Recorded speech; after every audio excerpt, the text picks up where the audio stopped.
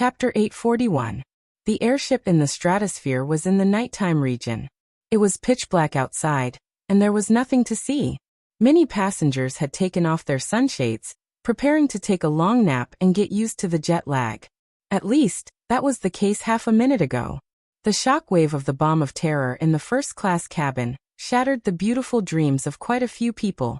But what truly caused the passengers to wake up and go into an uproar was the endless, all-encompassing, unstoppable bright light. In this instant, it didn't matter if it was the thin sunshades or the thick outer shell of the airship. It didn't matter if it was the clear-headed eyewitnesses or the confused, frightened passengers. Everything was illuminated by the strong light.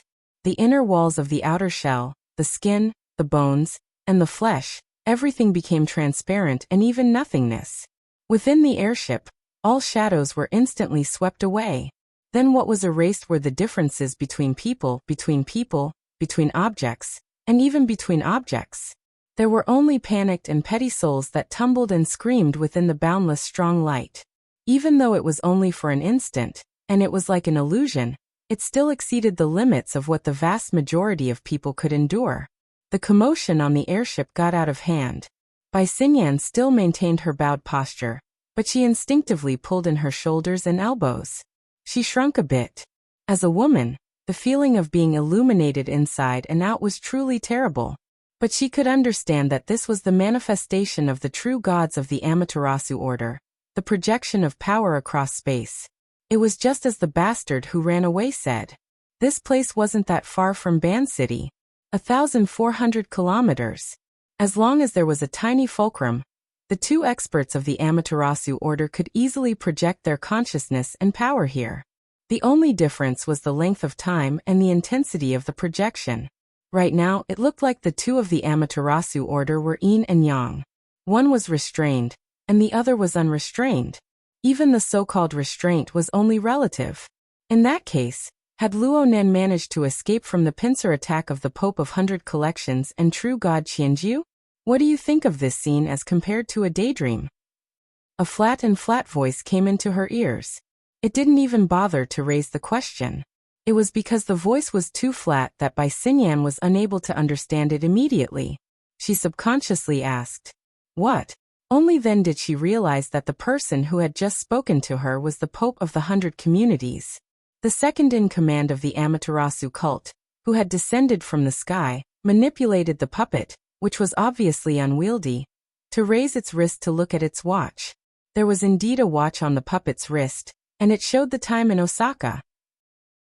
22:17:45. After confirming the time, the Pope finally moved the puppet and continued to move forward. He passed by a few trembling bodyguards, as well as Yukawa Isuk and Yamakabe Xiahui, who had fallen to the ground. Finally, he adjusted his posture and sat on the seat that Yukawa Isuk was sitting on. After sitting down, he no longer had to worry about maintaining his balance. His body language was more relaxed, and he was more like the one Bai Xinyan was familiar with, except for his face. While Bai Xinyan was evaluating the situation in her mind, the gaze from the other side was cast over again. Bai Xinyan also remembered that she had not yet answered the question of the Pope of Baiji. She tried to organize her words, but the other side asked again without a care in the world. "I mean Chiji's move just now. How is it different from the feeling of the white nightmare a few days ago?" Bai Xinyan seemed to be able to hear the sound of the bodyguard's waist bones and knees cracking. She could almost hear the sound of the bodyguard's waist bones and knees cracking. Bai Xinyan was no longer surprised. She just couldn't understand why the Pope of the 100 Assemblies would suddenly ask such a completely unrelated question. The White Nightmare, May 7th, Osaka time, was an accident that affected the entire world. It was still rippling across the Pacific Ocean to this day, and was still in the ascendant. Because she was in the Eastern Hemisphere at that time, Bai Xinyan did not feel too much about it. Presumably, the Pope of the 100 Communities also knew. He was probably asking for the opinion of the person behind her. Bai Xinyan suddenly realized that she needed to adjust the priority of the White Nightmare incident. For the Pope of the 100 Communities to specifically ask about it, the impact on the inner world was no different from the Light of the Polar Domain incident at the end of last year. However, the Pope of the 100 Communities was destined to be disappointed. Bai Xinyan bowed and replied. Xinyan's skills are insufficient, and my memory of that day is also blurred. It's difficult to compare. The Pope of the 100 Communities did not show any obvious disappointment or anger. Even if there was, it would not show on the puppet's face. In the time it took for these 2 or 3 sentences to be exchanged, the powerful light that illuminated everything had already disappeared. The outside of the porthole was still bright, as if they could no longer return to the natural nighttime. However, under the illumination of the bright light, the roiling clouds in the sky seemed to be even denser. Even though they were illuminated by the strong light, they still slapped against the porthole, changing shape and reminding people. They were still tens of thousands of feet high in the sky, still one of the areas with the densest concentration of water vapor in the world. Bai Xinyan noticed the changes outside the porthole, and unconsciously became somewhat absent-minded. Up until now, this area had not experienced too obvious of an impact or turbulence, but just by looking at the interaction between the strong light and the sea of clouds, she could draw some conclusions and judgments at this moment. She heard the Pope of the 100 Communities sigh. The condensation ring, truly a divine technique that should not have appeared on Earth. Bai Xinyan shivered slightly and turned her gaze back, just in time to see the slightly red eyes of the Pope of the 100 Communities puppets. The latter swept a glance over her body, but finally focused on her side. Bai Xinyan subconsciously followed the Pope of the 100 Communities' focus, and her gaze fell on her own feet. It was a suitcase that was lying flat in front of her seat. This thing was originally placed neatly on the inside of the seat, but because the airship had lost its balance and was in the process of righting itself, it had fallen out. This is a mimicry generator. The Pope of the 100 Communities' voice was very certain, and he even used the puppet's toe to kick the unconscious Yukawa Isuk on the ground. He made a last-minute report, but there was no follow-up. His intentions are clear as day. Next to him, Kitano Sakito's eyelids were already twitching because of the Pope of the 100 Communities' actions, and he unconsciously shivered when he heard this. He opened his mouth to explain, but his mouth opened and closed a few times, but he did not have the strength to make a sound. Bai Xinyan, on the other hand, smiled. Otherwise, he would say that His Majesty is magnanimous. As soon as she finished speaking, the torrential rain and distorted light slapped against the porthole and the outer armor of the airship. In response, there was a dull explosion outside, and the hoarse noise of the airship's structure creaking and disorderly. The people on the airship could even feel the obvious drift. The surging force in the strong light and clouds pushed the airship sideways for some distance. There was no doubt that from the cockpit to the economy cabin, there was another wave of exclamations and howls. The Pope of the 100 Communities looked at his watch again. 20 minutes and 4 seconds. Turn it on, we'll take a look. Chapter 842. Isn't that inappropriate? Bai Xinyan did not refuse. She was just puzzled. Regardless of how Luo Nan managed to deal with the encirclement and interception of true gods for over 2 minutes, it was easy to imagine that the area where the two sides wrestled was not on the material plane. On the mental plane, it was undoubtedly the Abyss region. The mimicry map generator produced a mimicry map of the mental sea. As its name implied, it could only be used in the mental sea. There was an insurmountable distance between it and the main battlefield in the Abyss region. Moreover, this was just a simulator. The lag was quite strong. It was not suitable for use in actual combat. The Pope of Chiji did not speak again. He just used the puppet Scarlet Eye to cut across Bai Xinyan's face. Bai Xinyan was not going to be stubborn about this issue. She shrugged, bent over, and placed the suitcase back on the seat.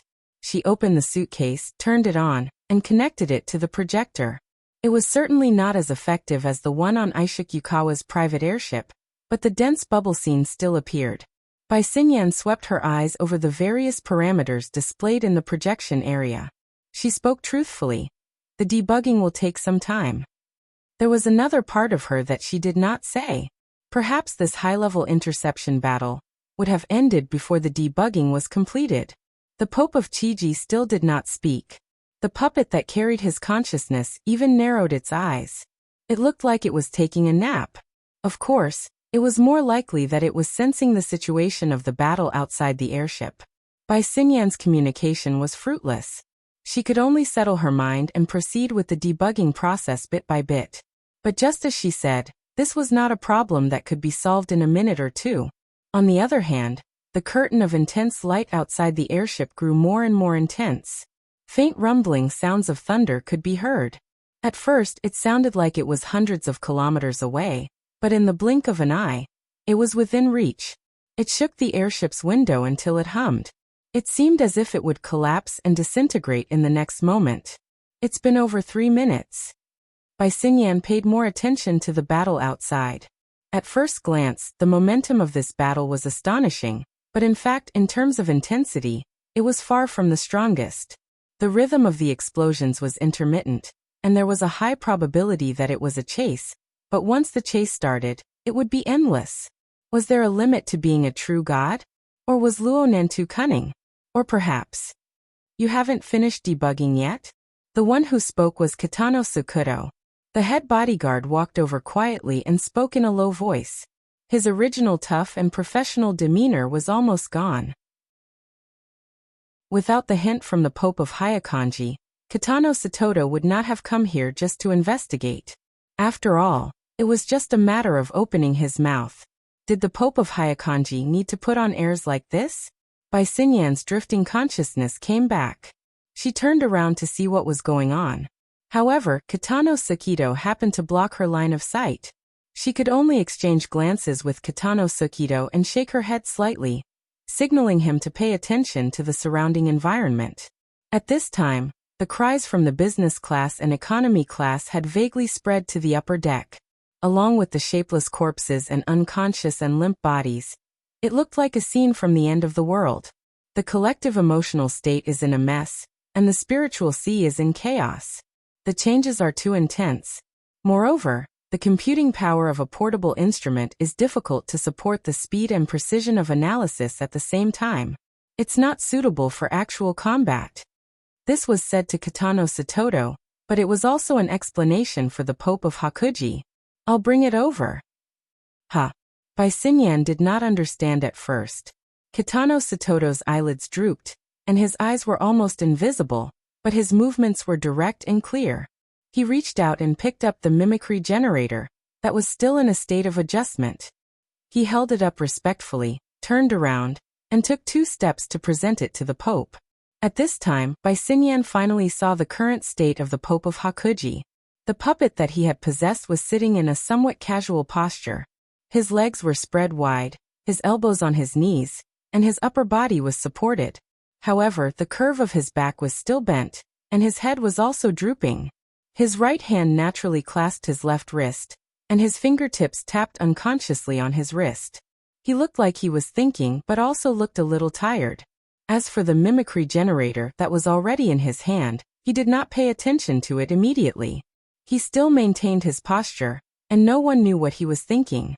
Compared to the image of a god and its spokesperson that could not be looked at directly, and could not be communicated with, this kind of behavior that was similar to a real life was more or less a buffer for the fragile hearts of the surrounding bodyguards. Therefore, probably because of Kitano Satoto's arrangement, the bodyguards began to work. They were trying to settle Yukawa Aisuk and Yamashita Xiahui, who were stacked together at the feet of the Pope of Hakuji. At present, they had already carried Yukawa Aisuk away, and placed him on the front row seat. They were about to carry Yamashita Xiahui away, when the tip of a polished leather boot suddenly tapped on his side shoulder. The leather boot belonged to the Pope of Hakuji. Puppet! Stop! Kitano Satoto, who was still holding the mimicry generator, reacted quickly and called for it to stop immediately. Everyone's movements froze for a moment. Only the Pope of Hakuji controlled the puppet to extend its hand, and use it to replace the tip of the boot to press on Yamashita Xiahui's shoulder. Bai Xinyan narrowed her eyes. Although the entire process was not long, she could see, and the others could also see, that the Pope puppet's fingertip was clearly trembling. Even when it pressed on Yamashita Xiahui's shoulder, it only calmed down a little. She roughly understood why the Pope of Hakuji was putting on airs. For an extraordinary, high-intensity output from more than 1,400 kilometers away was not that easy to deal with. Without a solid fulcrum, The puppet had strength but was unable to use it. It also needed to perform micromanipulation to avoid bursting the small water pipe. From this, it could be seen that the majority of the Pope of Hakuji's energy was consumed on this. Even so, the problem of accelerated depreciation was unavoidable. The puppet's outstretched hand maintained a pressing posture on Yamashita Xiaohui's shoulder for over 10 seconds. During this time, the puppet's skin was clearly red. Fine sweat seeped out of its pores, and there were even faint specks of blood. It was only because the puppet had a drunken appearance that it was not overly eye-catching.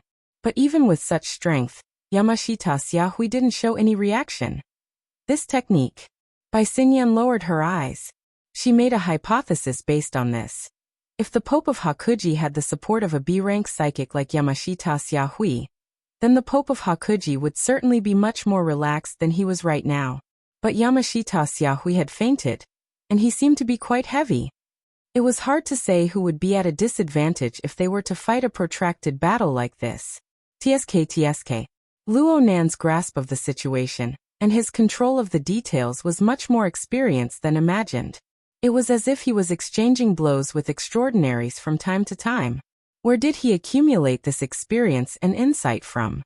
At this time, Bai Xinyan heard the puppet's breathing. It was as if there was a tube of iron sand in its throat, making a rustling sound. She relied on her many years of experience in researching the human body. Her first judgment was that Xiaohui had developed severe symptoms of laryngeal edema. Eliminating the cause of infection, his heart and kidney functions were most likely abnormal. Under the strong pressure, the internal organs of the human body had suffered irreversible damage, and the damage was continuing to worsen. There was no possibility of relief. Bai Xinyan was able to discern so much information due to her personal ability level. The others didn't have this ability. They could only passively wait. In particular, the bodyguard who was preparing to move Yamashita Xiaohui maintained a half-squatting posture. He didn't dare to move. He waited for over 10 seconds, and all he got was the Pope puppet's sigh. He felt a dry sensation suddenly press against the top of his head.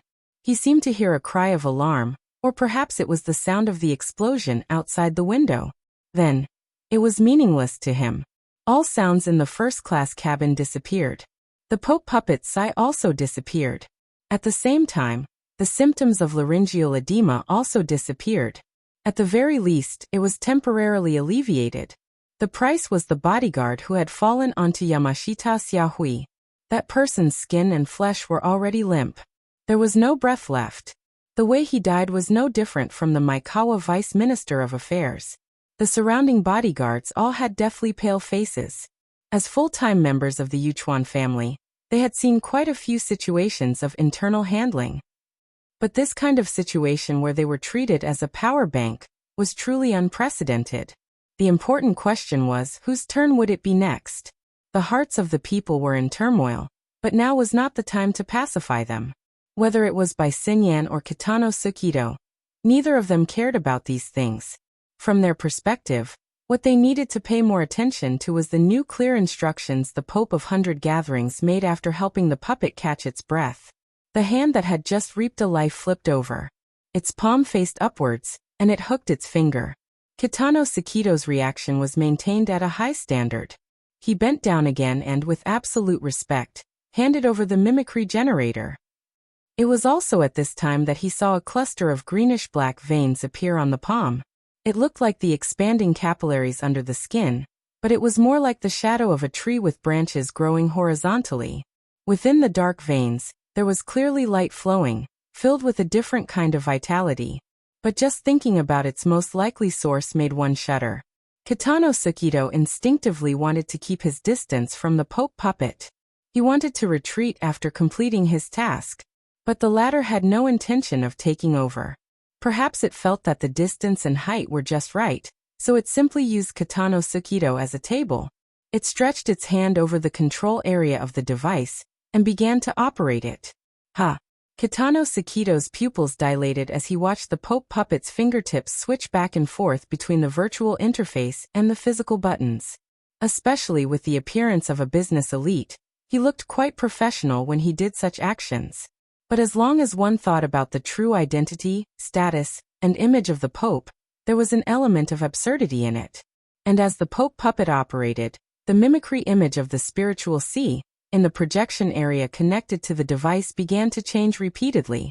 The colorful water droplets constantly adjusted the angle of presentation, and at the same time, the colors quickly faded, forming a general grayish-white base tone. Kitano Sakito did not quite understand what this change meant. He subconsciously turned to look at Bai Xinyan, but he saw that Bai Xinyan's gaze had drifted to Yukawa Aishuk, who had just been seated in the front row. Bai Xinyan also noticed Kitano Sakito's gaze, but she had no intention of explaining. She moved her gaze away from Yukawa Aishuk and switched back and forth between the device and the projection area.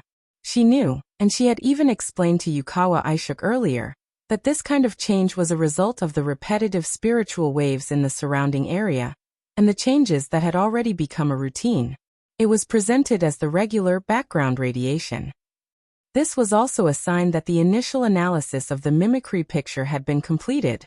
Last time in Osaka, Bai Xinyan had spent at least 20 minutes to achieve this step. Even if the sensing range was wider this time, and the processing of more data, the difference was too obvious in comparison. Bai Xinyan could confirm that this device was directly sent over from the Deep Blue world. It was a product of the laboratory, and it had not been put into the market. Perhaps this was the only one on Earth. Then, where did the super operating ability of the Pope of the 100 Collections come from? Was it born with knowledge? Such thoughts could be written into the scriptures of the Church, but in the real world, it was better to use reasoning. From the simple background of the device, if the problem was not in the application or the circulation, then the problem could only be in the research and development stage. According to her understanding, the Apocalypse Laboratory had obtained inspiration from Luo Nan's cage theory to develop this device. They hoped to use it as a key tool to break the barriers that ordinary people had to the spiritual plane. They wanted to make it into a commercial hit, and lay the foundation for the next step of their grand plan. The so-called return on investment, the small profit operation, and the like were just excuses to deal with investors like Yukawa Aishuk. As for what the grand plan was, Bai Xinyan did not know the full picture. She only heard that the laboratory attached great importance to it, and that even Li Wei was deeply involved in the research and development. But now it seemed that Li Wei was not the only one participating in the research and development.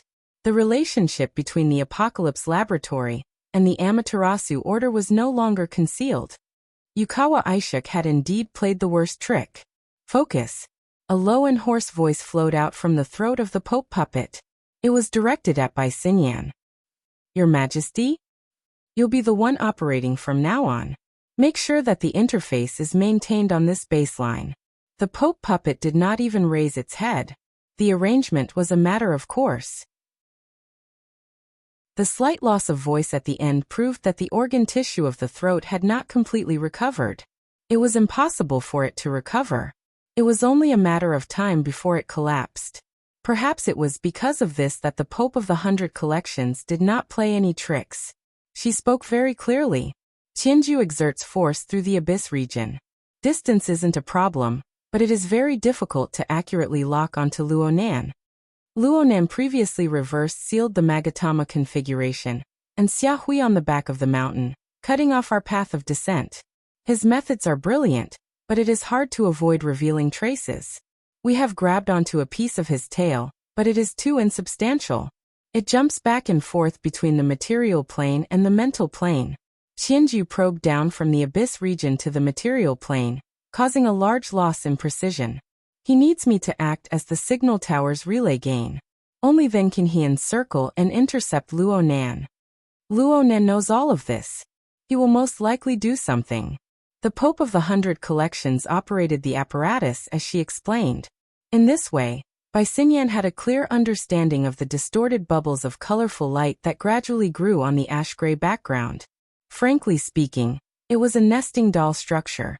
The innermost layer of the bubble was the signal tower of the Pope puppet. It appeared weak and fleeting, as if it could collapse at any time. The middle layer warped and fluctuated, flickering indefinitely. Specks of light would appear from time to time, but they did not form a shape. This was most likely the impact of the battle between the two sides. The details were no longer something that the mimicry diagram could analyze. The outermost layer was supported by a bubble. This bubble was much more stable, forming a boundary that was not a boundary. Perhaps this was the control domain of a true god's extraordinary power? Of course, everything displayed here was just a mimicry on the mental sea plane. Let's not talk about accuracy. In essence, it was just the area swept by the aftermath. The main battlefield between Luo Nan and a true god was still the Abyss region. Understand? His Majesty is using himself as bait. Bai Xinyan was just being polite. The Pope had only used a pious believer puppet.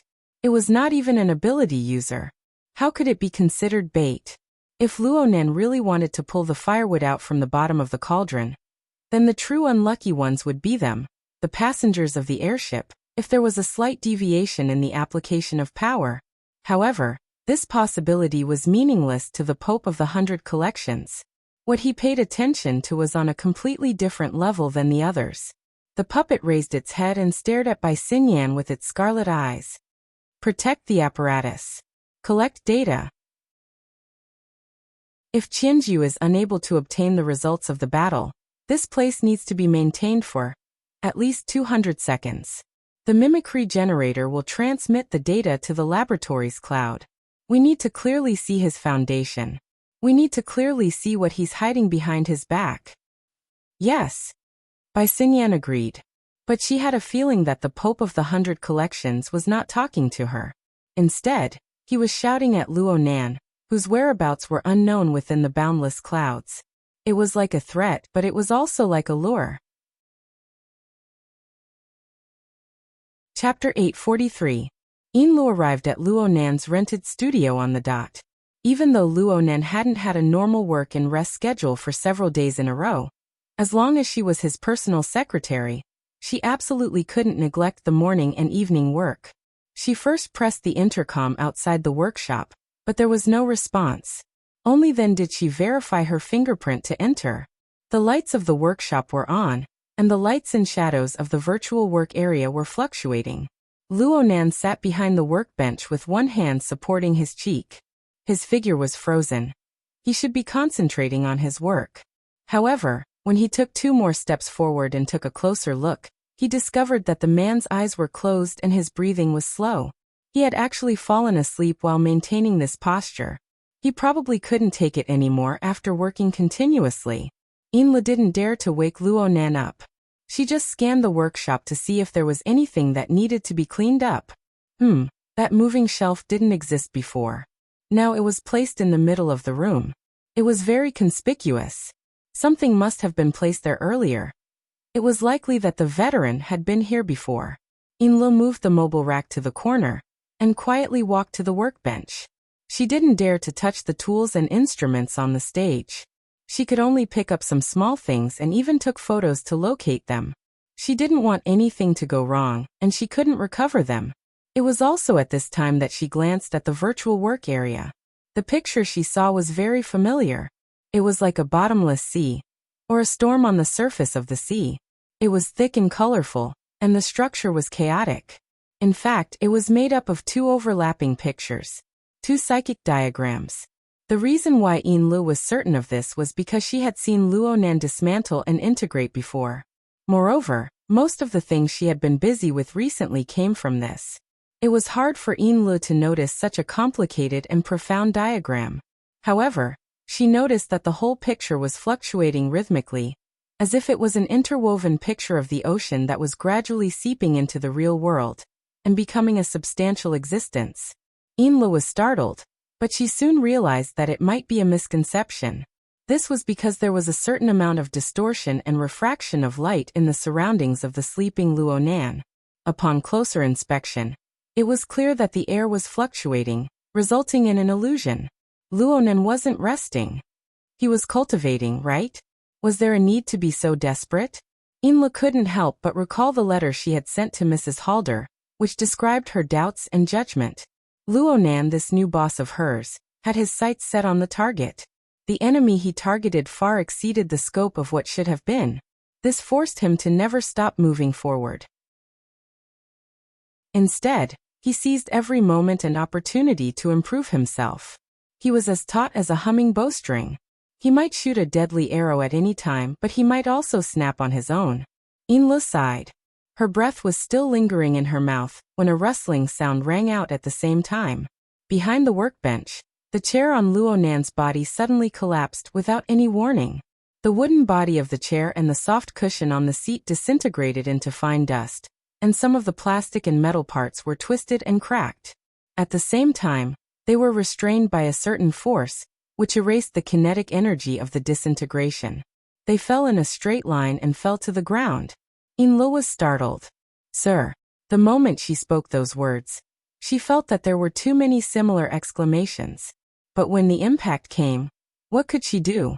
And this time, the shout had some effect. Luo Nan opened his eyes at this time. As for his body, it floated in midair, maintaining its original natural state without any undulation. "Sir." Inla called out in a probing manner. "Oh, you're here." Luo Nan looked as if he had just woken up. He floated in midair, unfolded his body, and stretched his waist. But his eyes were as bright as stars. He didn't have the hazy appearance of someone who had just woken up. Inla was very curious as to what Luo Nan had been doing, but she couldn't really ask. She could only go with the flow and say, "It's almost 10:30. Sir, do you want to go back and rest?" "Oh, it doesn't matter if I rest or not. I can't stay here for now. It wasn't easy to calibrate the equipment. I might have to start all over again." "Really?"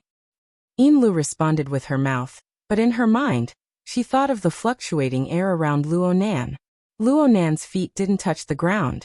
His body turned a few times, and he sat on the wheelchair next to the workbench. He entered into the disabled mode, which required someone to serve him. Inli's eyes were still engraved with the image of his natural turning and turning, of his figure that didn't have the slightest trace of smoke and fire. It was unknown how much more brilliant it was than when he used the electromagnetic configuration to propel his fleshly body to float in midair. But when she thought about it in detail, only 2 weeks had passed in between. This degree of improvement. Inla sighed silently. She consciously went behind the wheelchair and did what she needed to do. But when she exerted force, the wheelchair actually became heavy and sluggish. It didn't move at all. "What's wrong with this? I almost forgot. I can't take a car in my current situation. Let's walk back." "What's your situation?" Inla finally found the opportunity to seek knowledge and dispel her doubts. She subconsciously made a guess. "Did you have another breakthrough in your cultivation?" "Nope. I was just playing a game. You can't take it seriously." Inla was at a loss out of habit. The wheelchair beneath Luo Nan didn't need her to exert force at this time. It automatically moved forward and left the room. Inla hurried to catch up. She could confirm that this wasn't the work of the motor built into the wheelchair. Luo Nan ignored the commercial car parked outside after leaving the workshop. He directly controlled the wheelchair to move forward. Inlu arranged for the driver to go ahead first. She walked with small steps in her high heels. She followed behind him with clattering sounds. It was close to midnight in the Ping trade market. Even in the central area, there were very few pedestrians.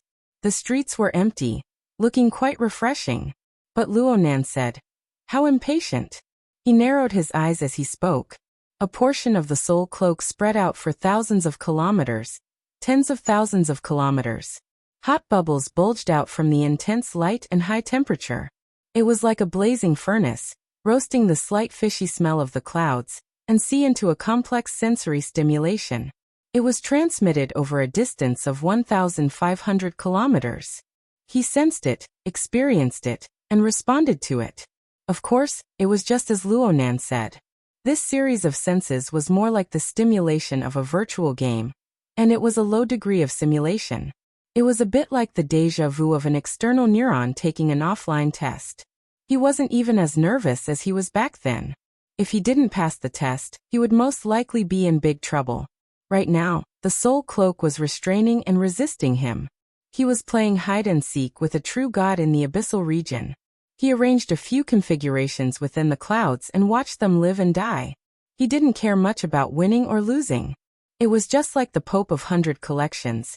who claimed to use her body as bait. What tense situation. It was all just talk. How could he be taken seriously? Well, for Bai Xinyan and the other people involved, this wasn't wrong.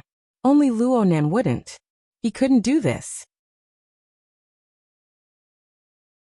Chapter 844. The distance from the studio located at the center of the peaceful trade market to the yacht dock was approximately 5 kilometers. Whether it was Luonan or Yinlu, neither of them took this distance seriously. The two slowly walked forward, one in front and one behind, amidst the sound of rubber wheels and high heels hitting the road surface. Yinlu still did not understand Luonan's words. However, as they walked, she naturally assumed the position of a personal secretary. She held the handle behind the wheelchair, even though it did not have any practical meaning. Yinlu was still pondering over Luonan's theory of playing games. She could not understand the logic behind it no matter how hard she tried. She pondered for a kilometer before she heard Luonan's voice. You were once the manager of Frost River Reality. How do you deal with those guys who cheat in games? How do you deal with those guys who cheat and want to PK with real people? Yinlu stared blankly for a few seconds before she finally decided to say what was on her mind. Basically, you deal with them by suspending their accounts. In some cases, you'll use security and the police. Sometimes you'll even apply to the SCA to lower the social privileges of those people. You'll ban them from entering relevant places, and so on. It's quite difficult to find the SCA at that level. Luonan laughed and sighed. It was just as he said. Right now he was playing a game. When it came to game skills, he and the two from the Amaterasu order could not determine who was superior due to the short amount of time they had spent together. However, Luonan occupied two advantages. One was the advantage of misplaced information. Luonan knew how the true god and the Pope participated. He knew their methods and calculations. Though those two had locked onto a Luonan, it was only an illusory phantom. An enormous error had appeared in their critical judgment. The other advantage was the bandwidth advantage. Luonan relied on the ability of the Soul Cloak to cover the entire world. He occupied an absolute advantage in terms of energy conduction and utilization. He also sealed off the preset signal tower a step earlier. While the true god and the Pope were still calculating whether or not there was a signal, Luonan relied on the ubiquitous water molecules to construct the global Internet of Things. He enjoyed the convenience of zero-time delay. Luonan did not know how he would lose if he simply played games under these conditions. The problem lay in the fact that the Pope and the true god were sore losers. They didn't really want to PK with Luonan's gaming techniques. Their goal from the very beginning was to lock onto Luonan's position in reality through the game, within the clouds. This was to prepare for the offline real-life PK. This was very shameless. From Luonan's perspective, it didn't matter whether he won or lost the game.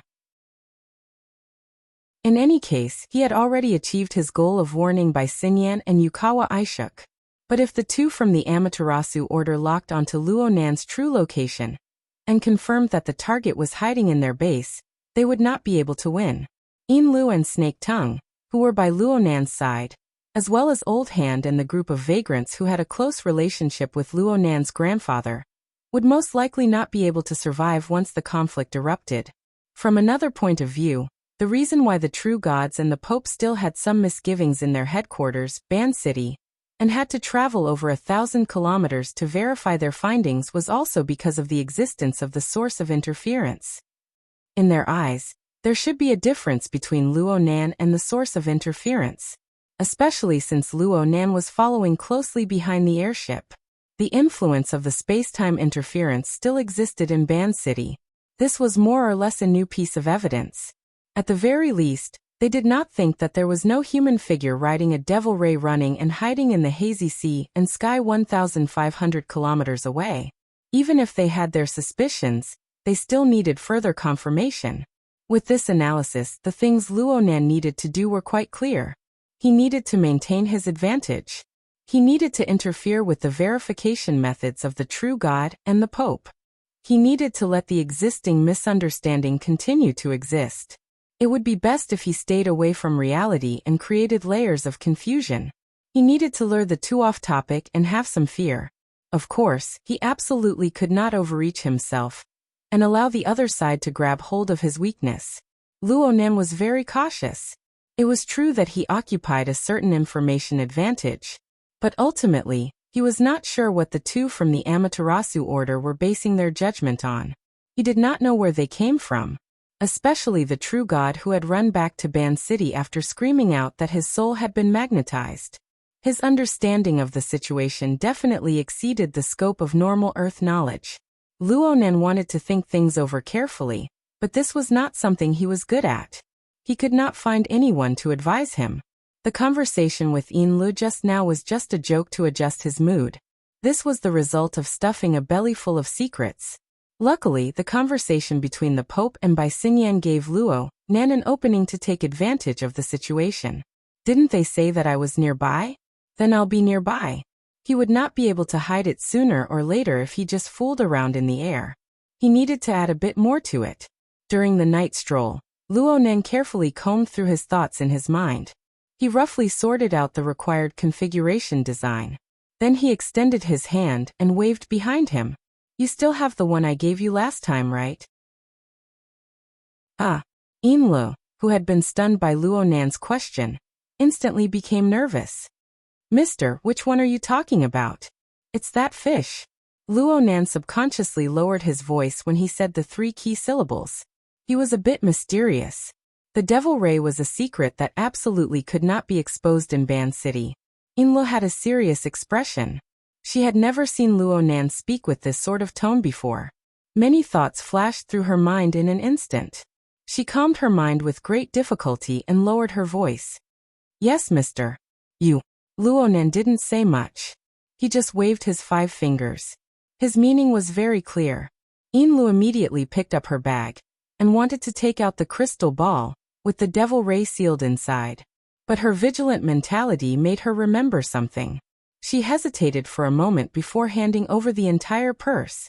Her body leaned forward, and her lips nearly stuck to Luo Nan's ear as she apologized. I'll have to trouble mister to take a look. Don't take it out for now. I've had a lot of eyes these past 2 days. Oh, that's right. The Deep Blue Walker Squadron, which was his yacht's neighbor, had put in quite a bit of effort these past few days. It was a bit better in the studio, but in a public place, there might be several surveillance cameras pointing at them. It's too early to talk about this. Luo Nan reflected on himself for a moment. He readily followed the advice and opened the purse to search for his target. From his perspective, the lady's purse was more or less a small maze. He could clearly sense the location of the crystal ball, but the complicated design of the purse still tormented him quite a bit. A minute later, Luo Nan extended his hand into the Kuan bag and finally grasped the crystal ball. He felt the marvelous sensation of the crystal ball being indistinguishable between real and illusory. He also felt the instant information that belonged to the Devil Ray transmitted from the void in between layers.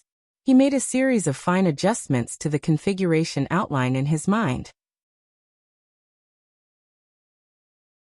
Chapter 845. What are these B***stards doing? Captain Jimmy crossed his arms in front of his chest and subconsciously tapped his feet. The rapid rhythm reflected his current terrible mood. At this time he was supposed to be preparing for tonight's operation, but an unexpected incident had ruined all his preparations.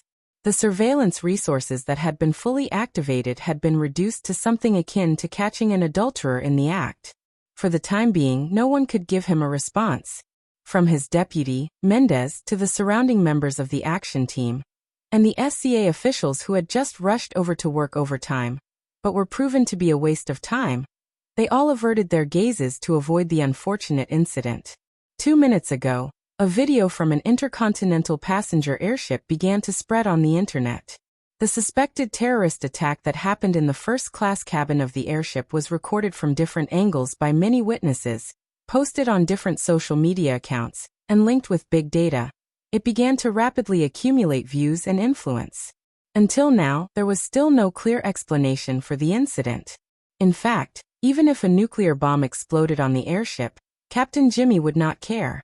The key problem was that Bai Xinyan, who was at the last point of the parallel approval process, was in the area where the incident occurred, and there was still no news of her. The operation approval process was once again stuck.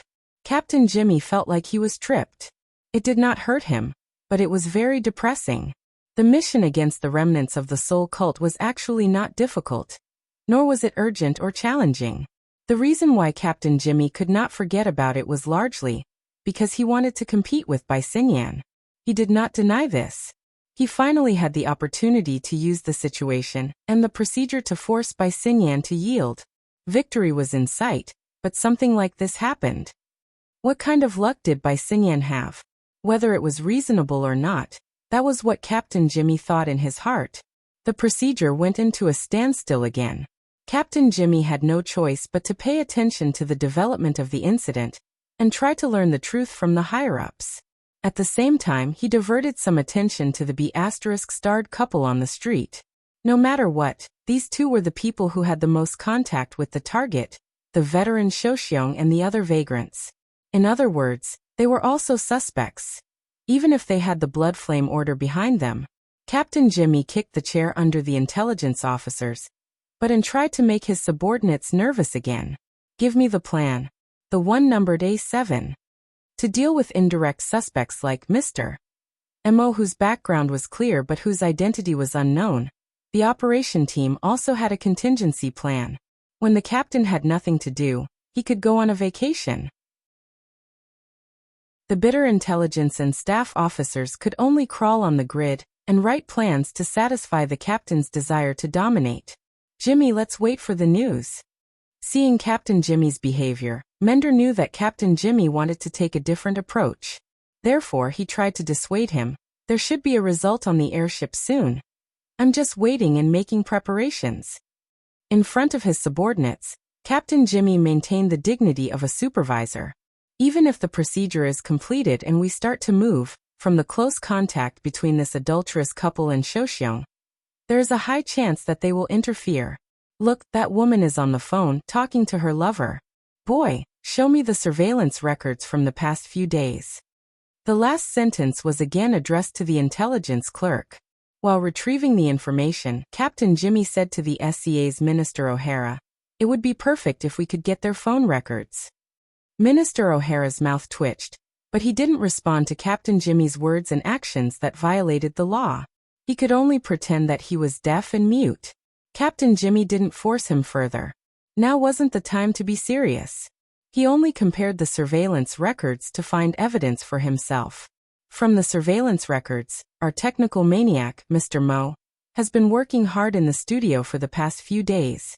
Why couldn't he stay there tonight? Oh, and the big news on the airship just happened. Alright, Captain Jimmy's every word exuded an aura of looking for trouble. This was already the consensus of everyone present, but no one dared to point it out. Captain Jimmy, on the other hand, felt good about it, so his words became more and more outrageous. This Mr. Mo, T-City still hasn't found an accurate explanation for why the Bloodflame Order's deputy high priest is so willing to be submissive. Is he actually Lady Halder's lover? Or is he the result of that person's sex change? Cough cough. With outsiders around, Dor didn't want to speak carelessly and leave something that could be used against him. He tried his best to find more information. From the intelligence, the Bloodflame Order's madam has always been cold and ruthless. She's also a bit mysterious. Maybe this is her backup plan. Backup plan? She has such a high-profile backup plan? It's not that bad. Anyone under the spotlight has to expose something. Then what did he expose? Claw Island. Buddy, do you remember that place? Yes. In the few days that the operation had been stalled, the operation team could only put in more effort into intelligence work. So far, they had already obtained enough information from Mr. Neo and knew that Claw Island was the secret tunnel that the remnants of the Soul Order used to infiltrate. At the same time, they also knew that the island in the lake and the half-abandoned base on it were rented by this Mr. Mo. They even went up to investigate, but other than a bunch of exoskeleton parts and some strange compound materials, they didn't find anything new. Not finding anything is the prelude to a great discovery. Captain Jimmy could come up with over 100 reasons at any time if he wanted to make up a story. The current Bloodflame Order, or to be more precise, Madame Halder's Bloodflame Order, is like a stray dog. They ran from Xia City to T City, and it's said that they aren't doing too well. Under these circumstances, the second-in-command of the order accompanied this so-called Mr. Mo to Saka City to purchase property, and then conducted research and experiments midway. What a touching logic. Dor opened his mouth, but he suddenly discovered that he had nothing to say. Captain Jimmy used his terrible mood to make groundless and far-fetched claims. He forcefully wrung out a complete logical chain.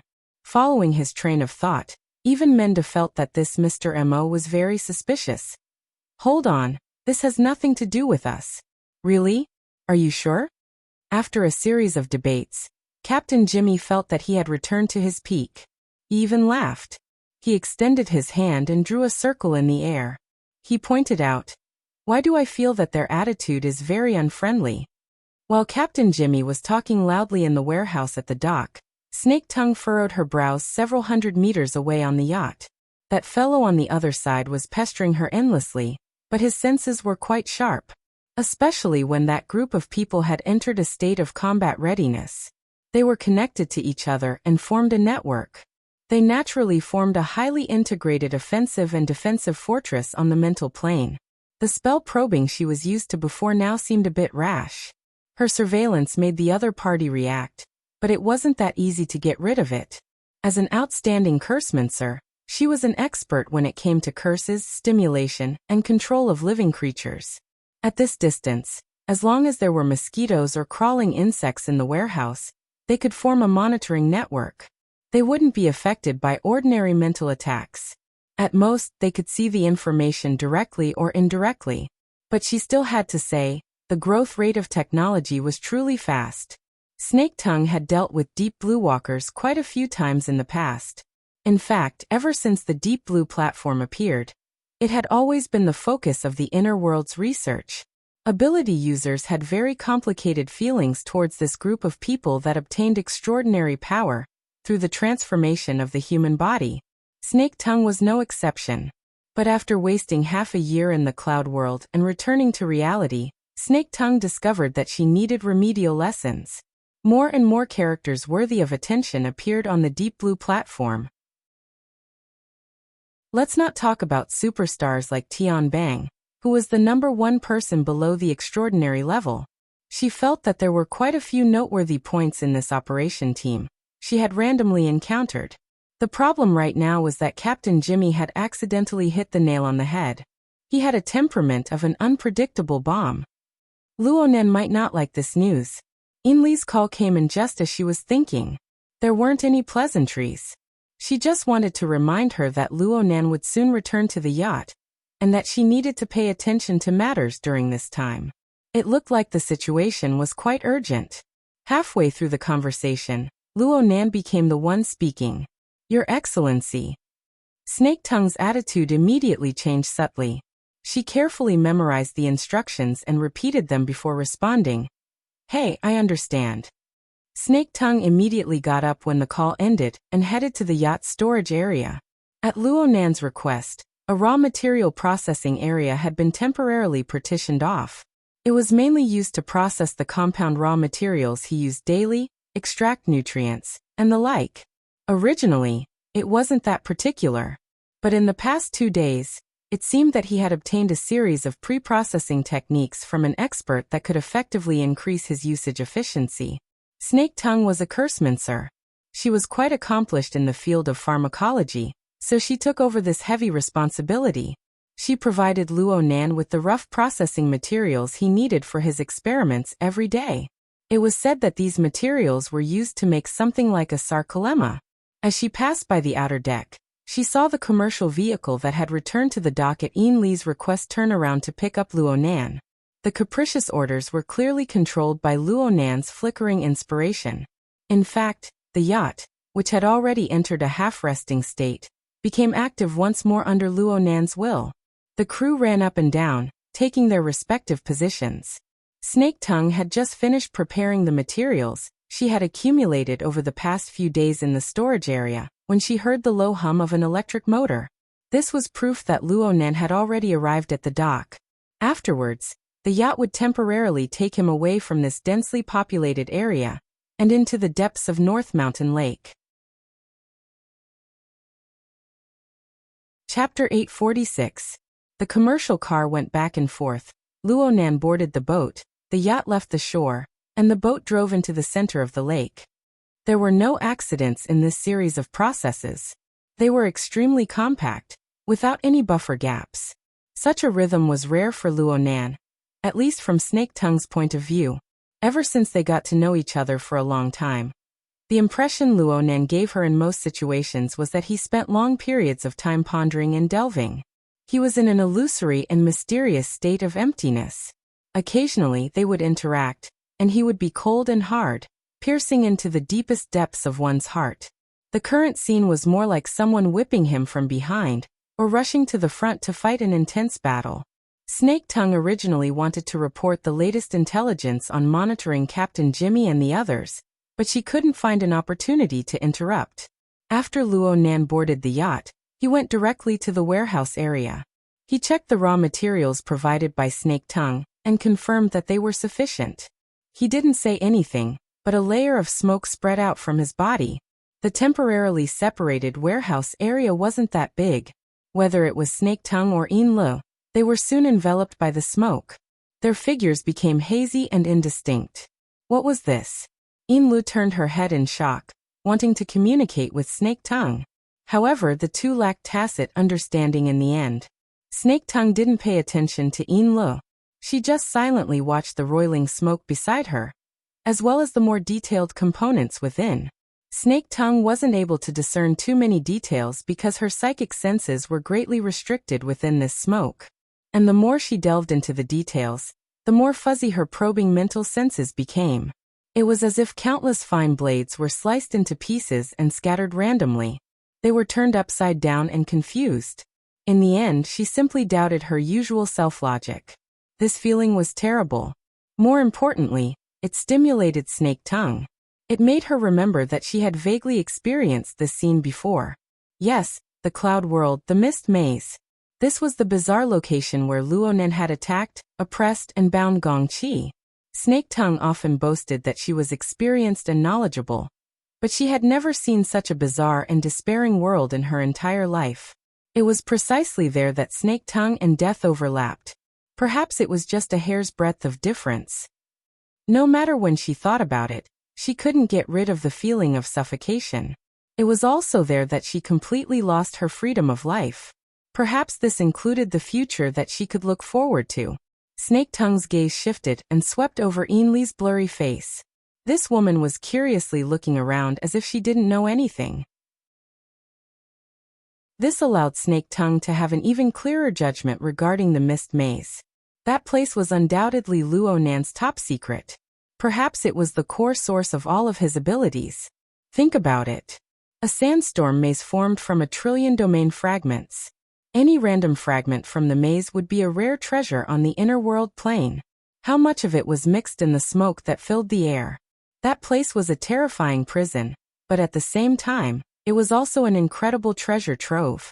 Even with Luonan's strength, he absolutely could not let it see the light of day for a long time to come. Unfortunately, he was involved. Even if he wasn't killed, he would have to pay an extra price. Snake Tongue was lost in a rare moment of absent-mindedness, due to the awakening of her terrible memories. When her attention returned, she discovered that a dark red exoskeleton frame had appeared within the mist, sticking close to Luonan's torso at some unknown time. Where did this come from? The dark red was a rather eye-catching color within the ash-white smoke. It seemed to be flowing endlessly, as if it was the blood contained within the entire frame. Within the flowing bloody light, the connective tissue and muscle tissue fragments of the same hue seemed to be woven by invisible needles and threads. They stuck close to the surface of the skeleton, gradually taking shape. Correspondingly, the rough processing materials Snake Tongue had prepared, as well as the nutrients specially used to replenish the human body's energy, were consumed at an astonishing rate. They were swallowed into the depths of the smoke. Luonan possessed the ability to rapidly produce human cells and tissues, or perhaps he possessed the tools to do so. Snake Tongue still remembered how shocked she was the first time she saw such a scene, but now she was completely accustomed to it. and she knew that Luonan's ability had its limits. In the end, the exoskeleton frame was unable to form a complete body. It merely formed a thin layer of muscular-like structure. It wrapped around and covered most of the skeleton, and it stretched and contracted endlessly. It caused the entire frame to tighten and deform, but it also fit the contours of Luonan's body. Snake Tongue had seen a similar scene more than once in the past few days. The speed at which it formed was much faster than this time. Yes, she felt that Luonan's speed at forming the muscular-like structure was much slower today. There were even some areas that were a bit hesitant. Snake Tongue had just thought of this when she saw the mostly formed muscular-like structure in the chest and abdomen region of the exoskeleton frame burn into ashes. Bionic tissue began to grow wildly at the edges of the gap, spreading and bonding to fill the gap. There was a change in the design train of thought. Snake Tongue was able to guess this, and Luonan spoke at this time. I remember that there are still some exoskeleton accessories here. There are, but they aren't as complete as the ones in the warehouse at Claw Island and the hydroelectric power station. Lu reacted quickly. She had long since given up on probing into the profound principles behind Luonan's actions. She just waited to deal with the corresponding mundane matters. It's in the other room. I'll go get it. Yeah. See if there are any RAC model wires. I'll have to deal with the sensitivity a bit. Okay. Lu turned around and left. Luonan didn't idle while waiting. He opened up the virtual work area, and an extremely complex configuration design was already drawn on it. Snake Tongue shifted her gaze and swept it over. She felt dizzy. However, Luonan took the initiative to point at her. In a bit, you'll have to help me install the wires. I need to make adjustments immediately. I can't free up my hands. Yeah. Snake Tongue didn't have any leeway to refuse. Can you understand the design diagram? I can't. Snake Tongue's response was extremely decisive. This was absolutely not the time to act. Otherwise, she would be the one to lose face in a bit. Luonan could understand. It doesn't matter. This is just a temporary reinforcement. It mainly depends on the finesse of the operation. Just do it step by step according to what I said. Yeah, I still need to explain the basic logic. He made a hand gesture, and the configuration diagram on the virtual work area was simplified by quite a bit in an instant. It revealed a rather distinct three-layer structure of inner, middle, and outer. Right now I'm using the lamination interference technology. According to my research with Dean Wan, this is a kind of disguise technique that uses perfection to imitate imperfection. First I do addition, then I do subtraction. Right now I'm doing addition. The basic logic is like this.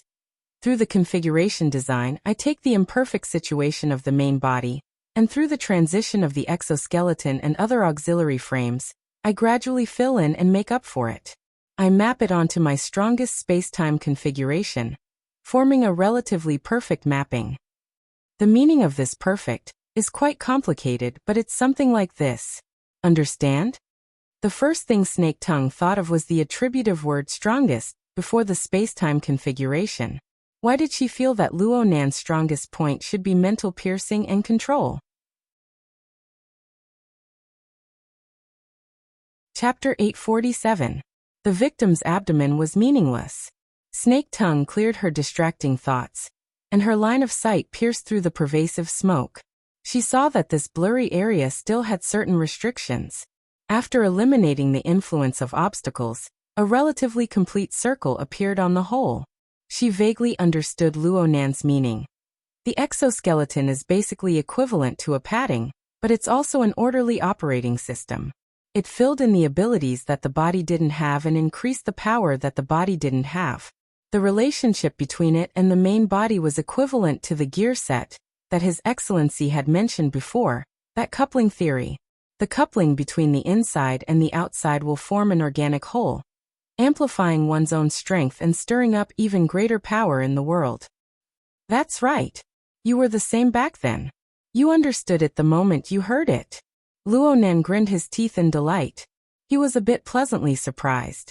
The corner of Snake Tongue's mouth perked up, but the curve of her lips was mostly filled with bitterness.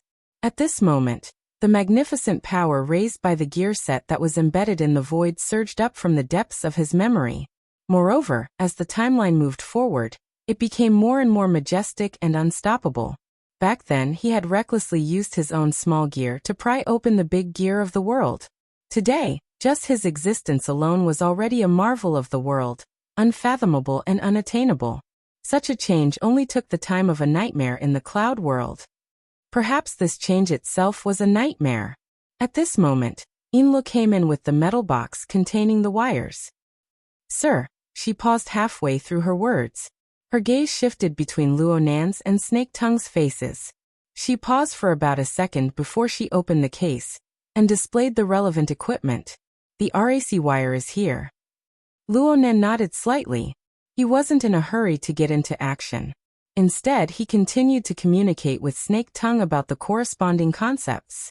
"It is indeed a coupling, but there is one thing that is different from the last time. This time, I don't need to pry anything. Instead, I need to merge with the big gear set of heaven and earth, so that it doesn't stand out. But at the same time, I need to make my own characteristics stand out. The work of integration will be completed in the addition stage. You must fully realize the coupling effect. This is the foundation. The work of highlighting will be completed in the subtraction stage. You must highlight the sense of design. Now get ready." "Yes." Snake Tongue adjusted her breathing and took out the wire from the metal case she had already opened. She gradually understood. Luo Nan's conversation with her was actually to further clarify his train of thought. Therefore, during this period, the configuration design of the virtual workspace was adjusted to a certain extent. It felt more concise and clear. In comparison, Snake Tongue's operation phase was lackluster. She just appeared as an AI assistant. She followed Luo Nan's instructions and installed the wires in the designated locations. Snake Tongue had installed a total of over 30 wires, and they were arranged inside and outside the exoskeleton frame. They were like a mixture of neurons, muscle fibers, blood vessels, and other functional tissues. Every time a wire was installed, the exoskeleton frame would react, and it was an obvious change in shape. The muscle membrane structure produced by the transformation would also quickly cover it, making it look like a single entity. Snake Tongue didn't have the time to look at it in detail. She listened attentively to Luo Nan's instructions. She was engrossed in the installation and traction work. When the work was complete, she tried to look at the fruits of her labor as a whole, but she was stunned to discover that the scenery before her eyes was fading away. The smoke that practically covered the entire warehouse area was fading away without end. This wasn't a result of the leakage and decrease in concentration due to the tight seal. Instead, it corresponded to the steps of continuous adjustment. The chaotic dust within the smoke was like a jigsaw puzzle that gradually became orderly. The orderly layers gradually became clear, forming a stable and ethereal structure. It blended together with the surrounding void that she was accustomed to. The exoskeleton frame also blended inside. Within the fading smoke, the dark infrared exoskeleton, which had just pulled the wires and wrapped the muscle membrane, seemed to have been rubbed by an eraser. Its structure, color, and even substance all became faint and fuzzy. Then it disappeared one by one, until it was completely hidden. In the end, only Luo Nan's figure remained in the middle of the warehouse area. He stood there quietly with his head slightly lowered. It seemed that he was pondering something. The smoke, the exoskeleton, and all the corresponding scenes were like an illusion. However, one only needed to see that the vast majority of the compound raw material reserves had been consumed, and the empty metal case in Inli's hands. Luo Nan knew that everything that had just happened was true without a doubt. Snake Tongue thought of Luo Nan's words from a few minutes ago. The large gear set that wanted to merge with heaven and earth. The merging was quite thorough. As for how Luo Nan was able to accomplish this, Snake Tongue really couldn't guess. The operation of this round far exceeded the scope of her knowledge structure. Snake Tongue was stunned, and Inli's reaction was even greater. She blurted out a question. "Is it done?" "A portion. I still need to test it." Luo Nan flexed and extended his 10 fingers as he spoke. After confirming that his movements were unhindered, he reached out to touch his face. With a slight movement, a smoke-like layer of fine muslin was peeled off. His facial features underwent a subtle change. Snake Tongue and Yinlu suddenly came to a realization. Luonan had been using the identity of Mr. Mo for the past few days. His facial features had been modified by the muslin of invisibility. However, after interacting with him for a long time, his unique characteristics had unwittingly caused them to overlook the difference in appearance. From this angle, the disguise was quite a failure. Luonan didn't care about the thoughts of others. He used his fingertips to twirl the muslin in his hand, experiencing the marvelous state that existed between the virtual and the real. Then, he tossed it up. Snake Tongue and Yinlu's attention naturally gathered over. The muslin of invisibility was practically weightless due to its special material properties. It easily broke free of gravity. It was like smoke or mist stretching, shifting, and bobbing up and down in the air. Soon, a dozen seconds passed, but nothing happened. Another dozen seconds passed. Luonan's face was expressionless as he extended his hand and took off the muslin of invisibility. Yinlu, who had been a chatterbox before, instantly felt extremely embarrassed. Luonan didn't say a word. He continued to twirl the muslin with his fingertips, searching for the feeling. The muslin of invisibility was a product of lamination interference technology, but it wasn't the core item. Instead, it was a kind of extension product. It wasn't a natural material. Instead, it underwent the effects of the so-called lamination interference spirit core. It underwent a transformation of quality and energy over the years, absorbing special particles from the outside world to weave itself into a strange object. The lamination interference spirit core was like a shuttle. As long as it existed, it would simultaneously accumulate and weave on both the material and mental planes, endlessly expanding the scale of the muslin of invisibility. It would also memorize a few commonly used patterns, making it easier to realize concealment and camouflage. From this point of view, once the experiment of the lamination interference technology was successful, the experimental product would certainly be able to form a special effect with the muslin of invisibility, and vice versa. Let alone a special effect, not even the most basic of interference effects could be seen. It was at this time that Snake Tongue bowed to show her respect. She acted as if she was completely convinced. Your Excellency's divine skill. Chapter 848. Luonan didn't show any joy toward Snake Tongue's praise. He continued to twirl the muslin and responded calmly. It can be considered a success, but the design of the spirit core is still a bit lacking. What are they talking about? Yinlu was confused. In terms of cultivation, she and Luonan really didn't have much of a tacit understanding. She was able to accept this fact, but right now, she was completely excluded from Luonan and Snake Tongue's small circle. She felt far too uncomfortable. Taking a deep breath, Yinlu adjusted her state of mind and used the most honest method to participate. Sir, what did you just do? Examine the interference effect between the constructed gear set and the outside world. Luonan chose Snake Tongue's description, and the source came from himself. Seeing Yinlu's blank expression, he explained a little more. I hope to achieve 2 effects. Oh, it should be 3 effects. The first is that the newly constructed gear set can be seamlessly embedded into the big gear set of heaven and earth. This is basically achieved. Luonan reached out his hand and fiddled with it a few times. He didn't feel any obstruction at all. He gestured to Yinlu to give it a try.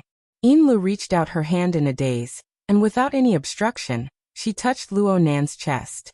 She subconsciously apologized and retracted her arm. However, she bumped into something along the way, and her arm was locked down by a solid object, rendering her unable to move. It was also at this moment that Yinlu realized that there was a slight refraction in the surrounding air with a vague silhouette appearing around her arm. Exoskeleton? This is invisibility. No, it's a void layer. Yinlu immediately thought of the crystal ball in her bag and the devil ray swimming in it. More or less. The demonstrative clamp was released, and the exoskeleton frame was embedded back into the sandwich domain. Luonan nodded slightly. This is my strong suit, and it's the best state I can reach right now. Unfortunately, the second effect wasn't realized, the connection with the invisible yarn. This means that there are still flaws in the design of the spirit core. Inla didn't really understand this part, but she finally had a vague idea. She didn't delve into the details and continued to ask. Then the third effect is, the game character logs into the internet. Oh, it's long-distance mapping. We still have to try it out. Inli's cognitive network almost broke again. She was stunned for 2 seconds before continuing. Long distance? How far is it? Before Luonan could reply, the latest news came from the intelligence channel. Inlu originally didn't want to pay attention to it, but the priority of the information was higher, and it involved the kind of people that needed special attention. The relevant information was directly projected onto the retina. A local bright light phenomenon appeared over the Pacific Ocean. There were signs of extraordinary activity. The intercontinental airships passing through this area were rumored to have been hijacked. The area of the incident was 1,500 kilometers away from Osaka City, and it was highly suspected that the Amaterasu Order was deeply involved. And at this time, Luonan clearly responded, it should be at least 1,400–500 kilometers. Inli's body trembled. At the same time, she could feel Snake Tongue suddenly raise her head from the side. Her gaze focused on Luonan's face. Luonan saw that Inla didn't have any new questions, so he turned his attention back to the work in front of him. He frowned slightly. I've delayed things a bit. It's impossible to be perfect. Mr. My lord. Inlo and Snake Tongue spoke at the same time. They instantly exchanged glances, but this time neither of them had any intention of declining modestly. That airship. The Deep Blue operation team at the warehouse has been affected by the airship incident, and their operations have come to a halt. However, that Captain Jimmy has a few unfavorable associations with us. The importance of the information on both sides, including the depth involved, was different from the very beginning. Inlu unconsciously stopped talking and gave way to Snake Tongue. Luonan's gaze also pointed over there. Oh. Speaking of which, be it Snake Tongue or Inlu, they weren't too sure about Luonan's degree of involvement in the airship incident. But right now, just by looking at his reaction to the word airship, there was no longer any doubt. Snake Tongue's expression could still be considered calm, but the speed of her heartbeat had unwittingly increased by a level compared to a few seconds ago. Right now, she finally understood the severity of the situation behind Luonan's series of actions. Therefore, she used the most concise and accurate words to summarize Captain Jimmy's nonsense once. Then she expressed her own opinion. With Captain Jimmy's restless mood, it's very likely that he will make a rash move. If Master's current focus of attention is placed far away, we need to prepare a response plan as much as possible in advance. We can't let it become a negative interference. Snake Tongue had already spoken quite bluntly. At the very least, Inlu understood tacitly. If Luonan really wanted to compete with the major powers of the Amaterasu Order 1,500 kilometers away, then let's not talk about how he was going to accomplish this. As the rear, absolutely no problems could happen to Ban City. Even in normal times, this would be a very troublesome matter, let alone now. Snake Tongue and Inlu both looked at Luonan's reaction. Indeed, Luonan furrowed his brows. Don't tell me we have to have two characters? This is a bit difficult. Let's deal with the airship first. Could they deal with the other side as well? Even Snake Tongue's level of understanding wasn't enough. On the other hand, Inla finally had the leeway to use her brain when it came to mundane matters. She quickly said, I'll immediately contact D-City's side and the boss's side. I'll tell them about Mr. Mo's identity. It'll be good if we can interfere with them a bit. As for Mr. Mo, she hesitated for a moment before speaking. Can we first leave the yacht? Temporarily avoid contact with them, just like 10 days ago. Inlu made the connection to Luonan's mysterious and possibly world-shaking operation last time. It also began with leaving the yacht. We really do need to leave. What Inlu said was already within Luonan's plans. Since she mentioned it, he didn't say anything more. He simply waved his hand. You guys keep an eye on this side. I'll go greet True God and the Pope.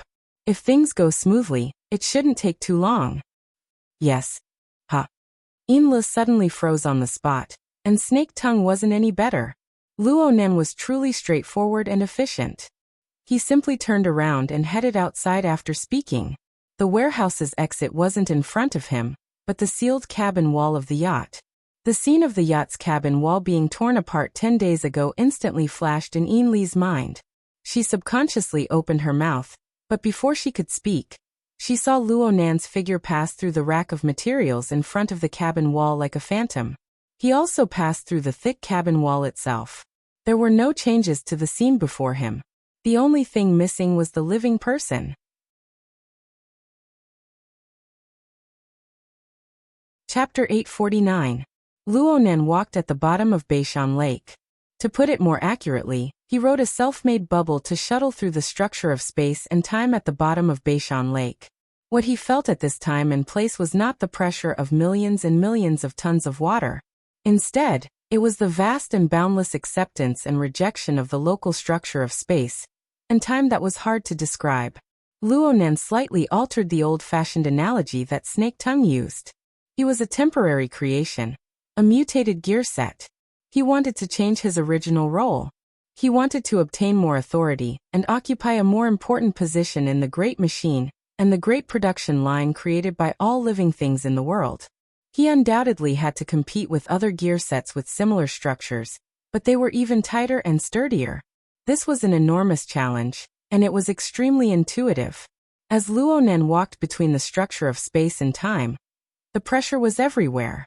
It penetrated the outer layer of the space-time bubble and acted upon the embryonic exoskeleton frame.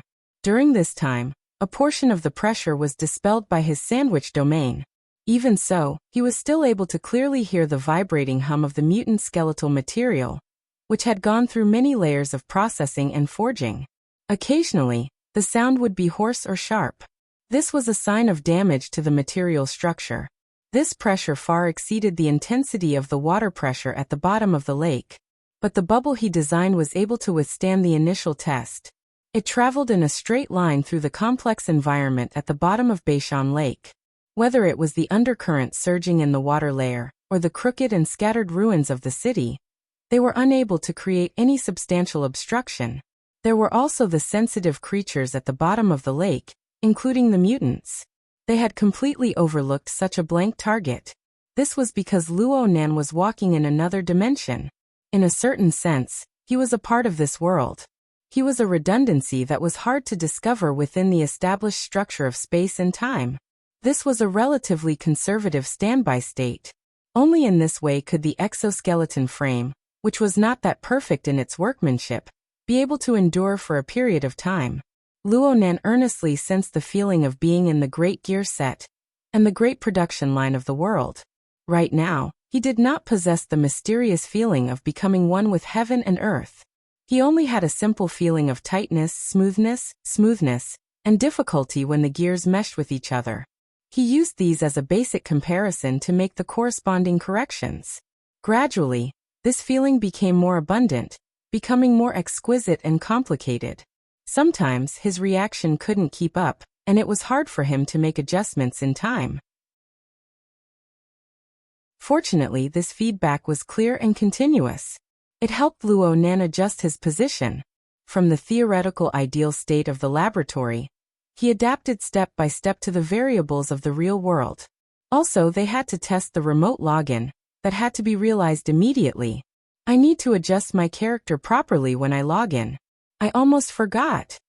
Luonan loosened his hand and took out the crystal ball from Yin Li's backpack. He silently merged it into the space-time bubble. It was as if the devil ray inside had been sucked up from a deep well.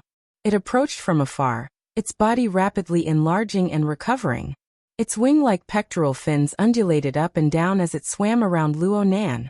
From Luonan's angle, the two sides were so close that the tip of the devil ray's fin and stinger streaked past his eyelids time and time again. Even though this was a giant mutant, Luonan still placed it within a space-time bubble, isolating it from the normal space-time environment. The technique seemed simple, but it was actually peerlessly complex. Luonan was able to seamlessly connect such an enormous life form. It was completely built upon Luonan's long-term research on the devil ray, and his even deeper attainments in space-time configuration. But this way, the space-time bubble was able to bear an even greater pressure. Hidden injuries had already appeared on part of the exoskeleton frame, and its durability was worrying. But today's matter could not be carried out in a protracted battle. Currently, it was too protracted. From the workshop to the yacht, and then to the bottom of the lake, it took at least 20 minutes to make a full circle. During this time, Luo Nan and the true god practically broke away from each other. Luo Nan borrowed the advantage of pure observation of his soul strength to come and go as he pleased in the abyss region. Luo Nan was barely able to hook onto the true god, making it hard for the true god to come to a conclusion. Otherwise, the true god would have long since turned his attention to Luo Nan and swept through all of Ban City. Even so, the true god was certainly suspicious. Over at Ban City, the search activities originating from the Amaterasu Pure Land on the mental plane continued to intensify and become more and more strict. Human flesh search and offline PK. This was the fundamental train of thought of the true god and the Pope. This matter could happen anywhere, but it could not happen in Ban City. Luo Nan narrowed his eyes slightly. His gaze pierced through the barrier of the void and the rippling waves of water. In a trance, he saw a similar environment 1,500 kilometers away. It was also below the surface of the water, but it was nearly 100 meters deep at the bottom of the sea. Luo Nan chose this sort of environment to be the novice village for his new character to log online. To put it bluntly, it was the place where the space-time bubble would begin its remote mapping. With the support of the Soul Cloak, which covered the entire world, and had the condensation ring as its foundation, there was no environment more suitable for exerting power than an environment rich in water molecules. What Luo Nan needed to do was to borrow the Soul Cloak to project the basic configuration design of his main body over. Of course, his consciousness came along with it. Luo Nan's consciousness really seemed to have grown from the bottom of the sea 1,500 kilometers away. He was very familiar with this. He often used similar methods over the past few months to project the core of his own concept into the South Pacific Ocean. He borrowed the abundant water vapor conditions there to play hide-and-seek with the powerful extraordinaries from all over the world. He misled them, embedding the concepts of Enlightenment Palace and a new plane within. Luo Nan even gave this method a name. It was called Luo's Core. From his perspective, Luo's core and lamination interference technology should be equivalent in terms of core. They were both rooted in the configuration system. But the former spent most of their time hiding behind natural phenomena, confusing the public and seeing, forever hiding in the shadows of people's perception. But Luo Nan relied on the lamination interference technology to become the focal point of everything. He controlled the information that was leaked to the outside, turning the fake into the real. He withstood the multidimensional test of extraordinaries. This required the pinnacle of detail. In extreme situations, the nitpicking of details was never a test of one's attitude. It was a test of technique. The conditions of seawater and lake water were different. There was an essential difference between what was real and what was fake. What was fake was fake.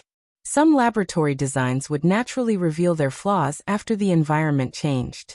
The cause might just be the change in air pressure, temperature difference, or even salinity. Luo Nan would never have thought of these details when he was constructing his theory. Even now, he couldn't consider putting all the conditions in. Otherwise, the configuration design would be cumbersome. His head might explode before he could even face a true god. Luo Nan could only rely on the principles of the lamination interference technology and his own attainments in space-time configuration to add and subtract. He let the negative feedback of the outside world grind away the mistakes and redundant things. He was currently the redundancy between heaven and earth. But in order to achieve this high-level redundancy, he needed to abandon the low-level design. He needed to grasp the elements that were more in line with the essence. He needed an existence that was infinitely close to reality to be placed there.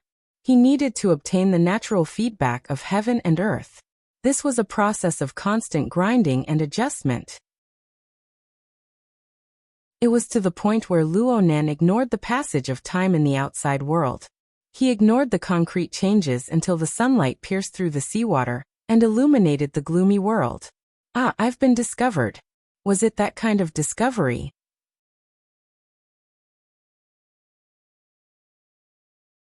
Chapter 850. The interference power that came from within the light carried a familiar flavor. This was the unique quality of a true god. It wasn't an absolute thing to say. Even though they were of the same system, the feeling the Pope gave off was more or less the same. In any case, it was the kind of bright, dazzling, fully burning, scorching feeling. This power combined with the rules and laws of the great divine treasure of the propping mulberry tree. It was like a propulsion furnace that supplied energy to the propping mulberry tree. It was also like the entire propping mulberry tree was its fuel. However, there was still a slight difference from the brief confrontation that occurred a few days ago in the wilderness laboratory. Back then, the true god, under the urging of negative emotions, did not hold back at all. The true god tore through the barrier of the void and smashed over.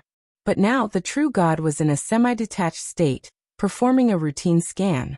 He had accidentally caught the true god pausing for an instant before the true god exerted its power a second time. This tiny disconnect was far too obvious and slow on Luo Nan's current level. He even had the time to adjust a set of configuration details in response to the sudden change in environment. Only then did he stir, allowing the projected space-time bubble. No, it should be said that the game character he had just created, to log in and go online. No matter how tedious, tense, and precise the preparatory work he had done before logging in, no matter how much energy he had consumed, Luo Nan's mood was strangely calm when he truly arrived at the moment of verification. Against the light that illuminated the surrounding seabed, Luo Nan came into contact with the true god's pressure that penetrated through space. He had a rough idea of what was going on. A slight distortion occurred in the structure of the seawater 100 meters deep. A high-frequency vibration existed on the mental plane, destroying the existing environment. It also forced the surrounding living beings to break away from their original rhythm and expose themselves. The true god's methods could not be said to be wrong. In fact, they were quite brilliant. The underwater life forms in the surrounding area were like a sieve. They were screened out as long as they had the slightest bit of suspicion. Immediately after, a scorching mental attack, like an electric net, came down with a buzz. In 3 to 5 seconds, the lives of over a dozen species, whether they were mutants or ordinary sea creatures, were forcefully stripped away. But at this time, the new character, who had just logged in, followed the tiny arc of the distorted space-time structure. It smoothly shuttled back and forth. It was as if the character was sliding on a guideway. Even though there was still a slight dissonance when the gears were engaged and switched, it added a proper texture. On this trajectory, the mental attacks that could have been fatal were like brilliant fireworks. They seemed to explode at a low altitude, like stars falling like rain, but in reality, they did not hit the ground at all. An error in judgment. Of course, this was a mistake on the part of the true god. His attack had completely missed. From Luo Nan's perspective, this was an excellent piece of evidence. The configuration design idea has passed the test. The conduction and transformation of the soul cloak are also going smoothly. It's basically operating without any problems, but the feedback from the outside world needs to be corrected. What about the degree of realism? The controller at the bottom of North Mountain Lake was still thinking in an orderly manner. But at the same time, the experiencer, who shared the same lineage at the bottom of the Pacific Ocean, received a clear, powerful, and admiring mental message from a true god. You're here. Good job. It was indeed excellent. Luo Nan gave himself a thumbs up without the slightest hesitation. Looking at it from a certain angle, the true god was exposing his own ignorance, and Luo Nan absolutely wouldn't be so kind as to warn him. Luo Nan didn't receive a response, but the true god's transmitted mental message clearly contained impatience. There wasn't the slightest bit of hesitation within it. The soul cloak that completely covered Luo Nan transmitted back feedback. Within the clouds of the stratosphere, the true god's transmitted power made another round of movement. The center of gravity changed, and it locked onto the surface of the distant Pacific Ocean. Soon, an even more direct response appeared from the depths of the sea. The roots of the Fusang divine tree were rapidly digging in, interweaving into an incorporeal network. The blazing power churned, interfering with each other on the mental and material planes, forming burst after burst of intense light. It was like a photographer's capture operation. The range was correct, but the situation of losing focus was more serious. At least, Luonen hadn't truly been locked onto yet. Luonen had even abandoned many things during this period of time. Perhaps the addition of these things would have been more perfect in theory, but in actual combat, in a rapidly changing environment, these were merely meaningless details. The true god wouldn't pay attention to them, and Luonen didn't need to waste them. The situation was developing in the direction that Luonen hoped for. It was absolutely impossible to create a Luonen riding a devil ray and directly greet a true god. But he had to make those two believe, at least partially, that Luonen was right here without truly seeing Luonen face to face.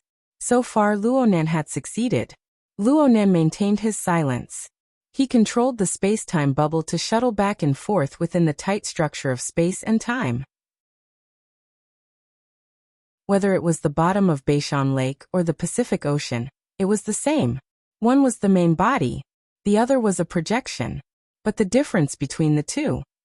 No, it should be said that there was a common characteristic.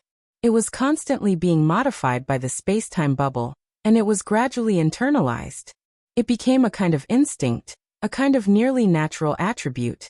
Before the structure of the space-time bubble collapsed, it was probably like this. In this way, the consciousness of the experiencer grew stronger and stronger. The consciousness of the controller gradually retreated to a secondary position, retreating to a more fundamental level. It was like an iceberg of the subconscious, and it formed an internalized driving force. Luonen didn't think too much about complicated problems for the time being.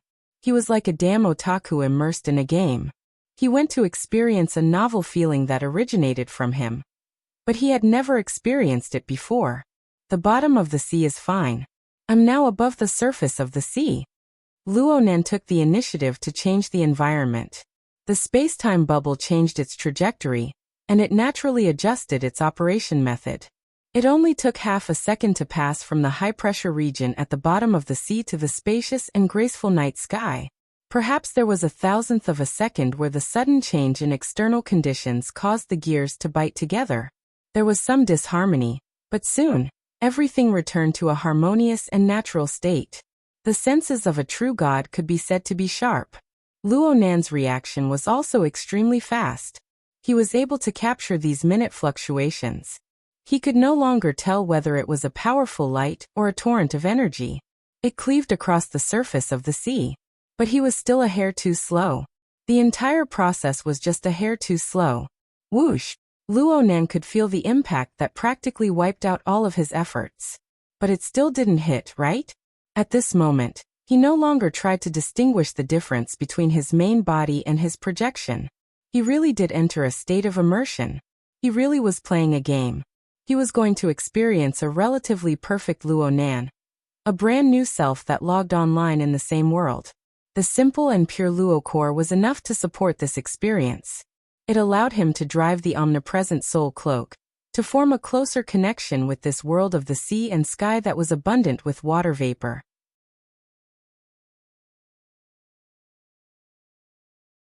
Chapter 851. The region of the soul cloak was fragmented, rising and falling amidst the fine waves of the sea breeze. Luonen was within the cogwheel set of the space-time structure. He moved and did not move. What did not move was his role. In the strict structure of time and space, the change opened up an undeserved gap, becoming a redundancy that was originally non-existent.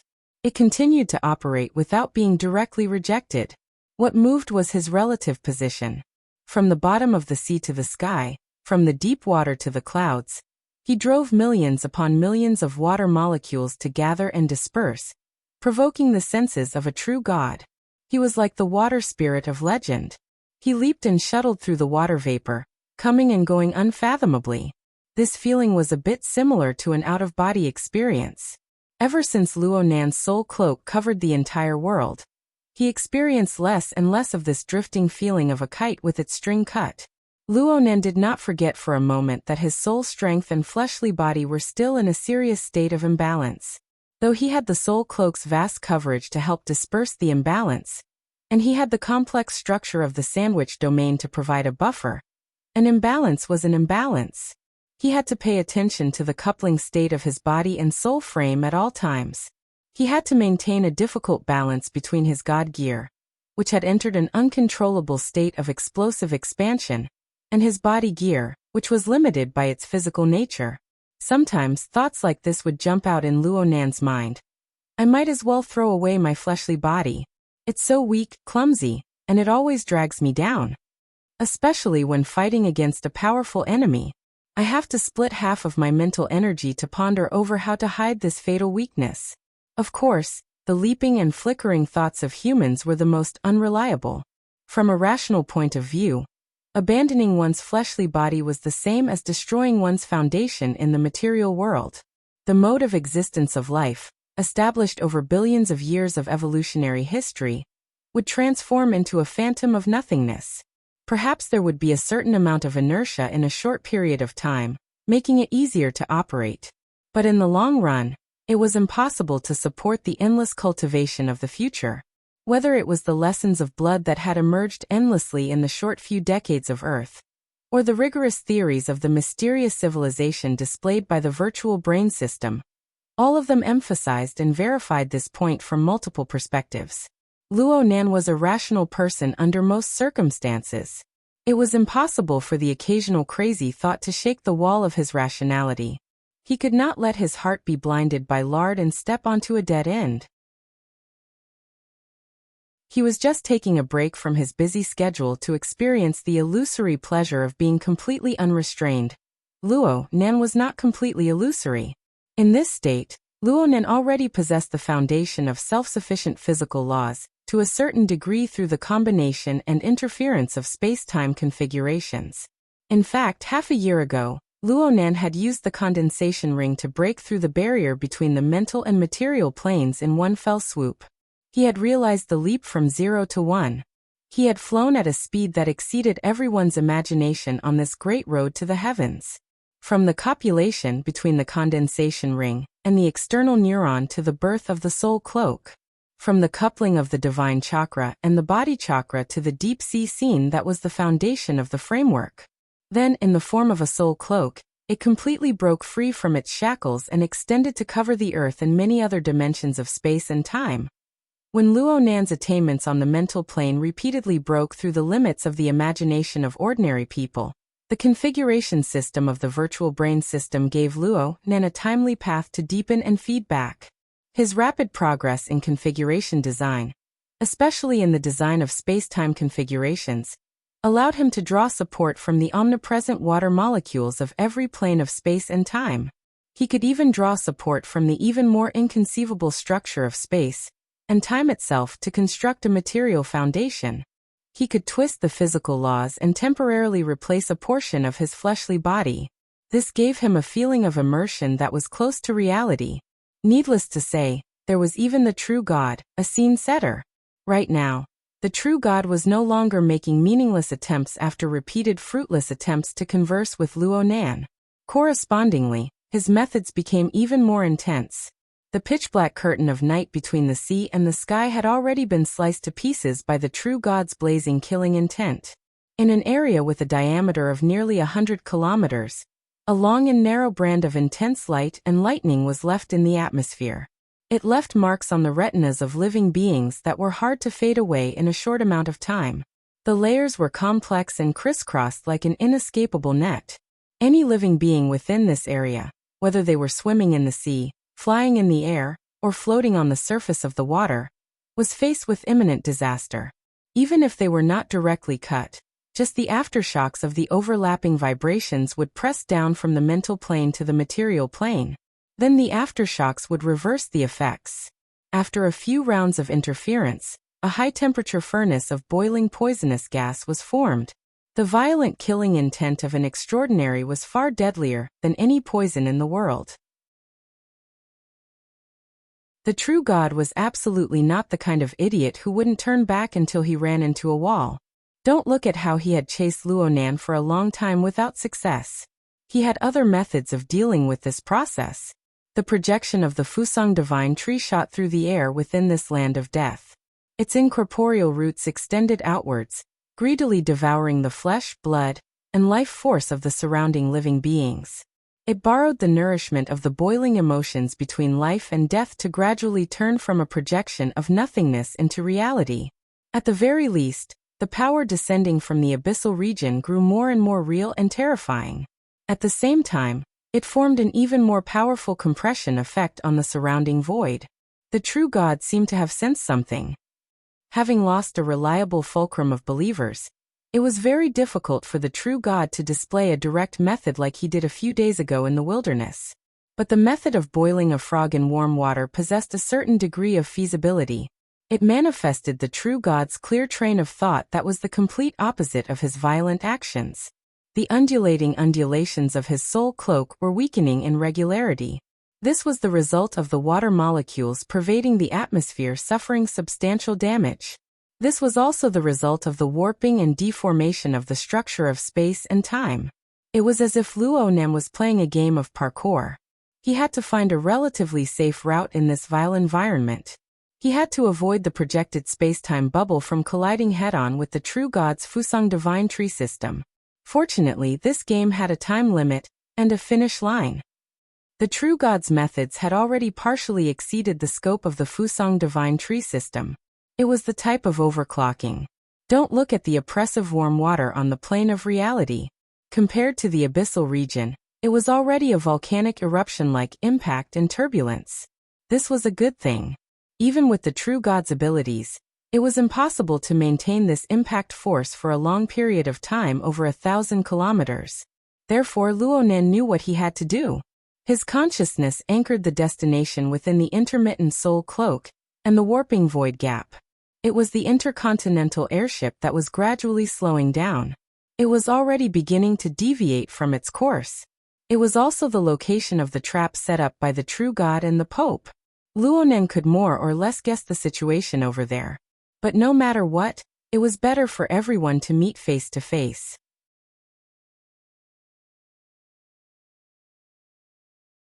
Chapter 852. Ladies and gentlemen, this is the captain of this flight. After careful evaluation, I am sorry to inform you that this flight will be turning around and returning. Yukawa Isuk was sitting sideways on his seat, with most of his legs stuck in the aisle.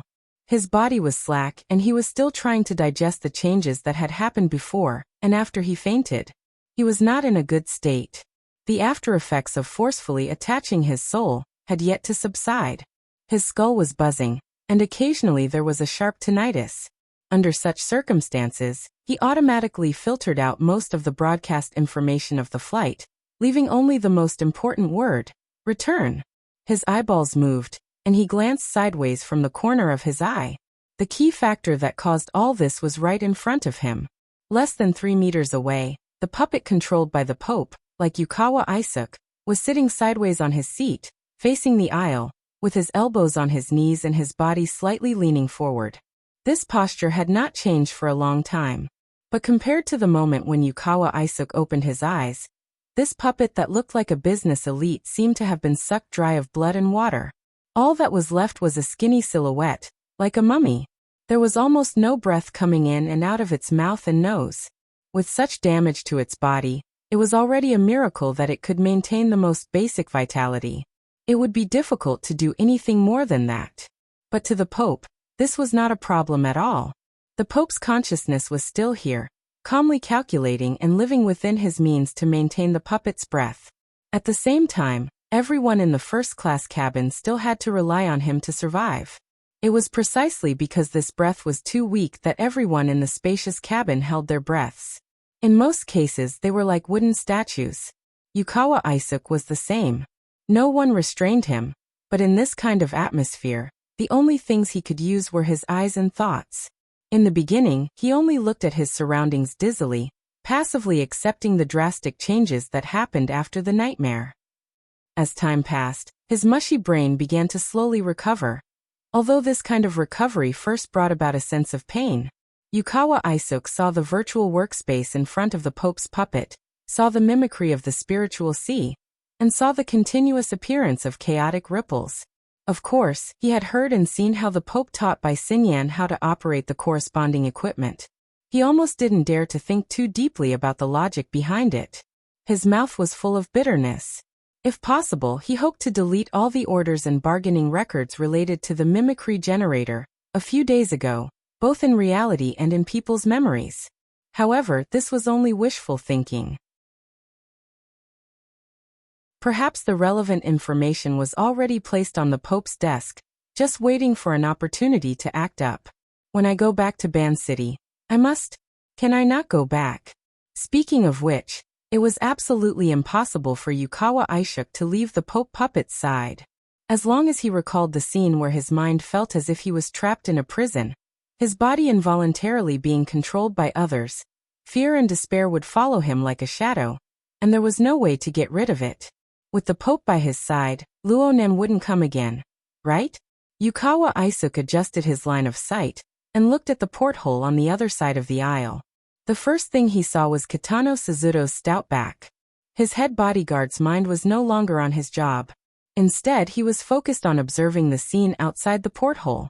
Yukawa Aishuk could understand this. This was because at this moment, there was a strong light burning marks on the airship's porthole from time to time. At first, the marks were blurry and intermittent, but they became clearer and denser. That was, the true god has captured Luonan's position. I hope it's true this time. Bai Xinyan, who was in the back seat, spoke as she adjusted the parameters of the equipment. Her tone was very pragmatic, but because she was too pragmatic, she didn't seem to pay much attention to details. As she spoke, the deformed sound of the atmosphere penetrated the airship's armor and transmitted inside. It rumbled in everyone's ears. This was the power of a true god. Who knew if it was his emotions? Bai Xinyan smiled faintly. But there is one thing that can be confirmed. Luonan didn't successfully escape. His judgment was correct. The mummified Pope puppet didn't respond. Clearly, the Pope didn't want to waste his limited resources on idle chatter. On the other hand, Yukawa Aishuk's thoughts were still wandering. He subconsciously looked at his wristwatch. 22:42. It had been almost 20 minutes since he woke up. It was about the same amount of time since the most recent capture by a true god. During this period of time, almost everyone felt that Luonan had escaped. But now, the Pope was waiting silently. This perfectly displayed the difference in judgment between extraordinaries and normal people. But looking at it from another angle, Luonan, the bandit who could deprive others of their mental autonomy at any time, had endured under the eyes of a true god and the Pope for over 20 minutes. He had nearly exhausted the last drop of the Pope puppet's blood essence. He had almost succeeded. Unfortunately, he had failed on the verge of success. This was how Yukawa Aishuk understood it.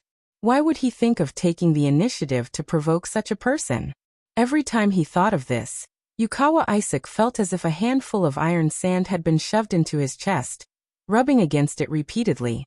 In any case, he should have let the true god and the Pope succeed this time. They should have killed that bastard. But in case they didn't, Yukawa Aishuk subconsciously shivered.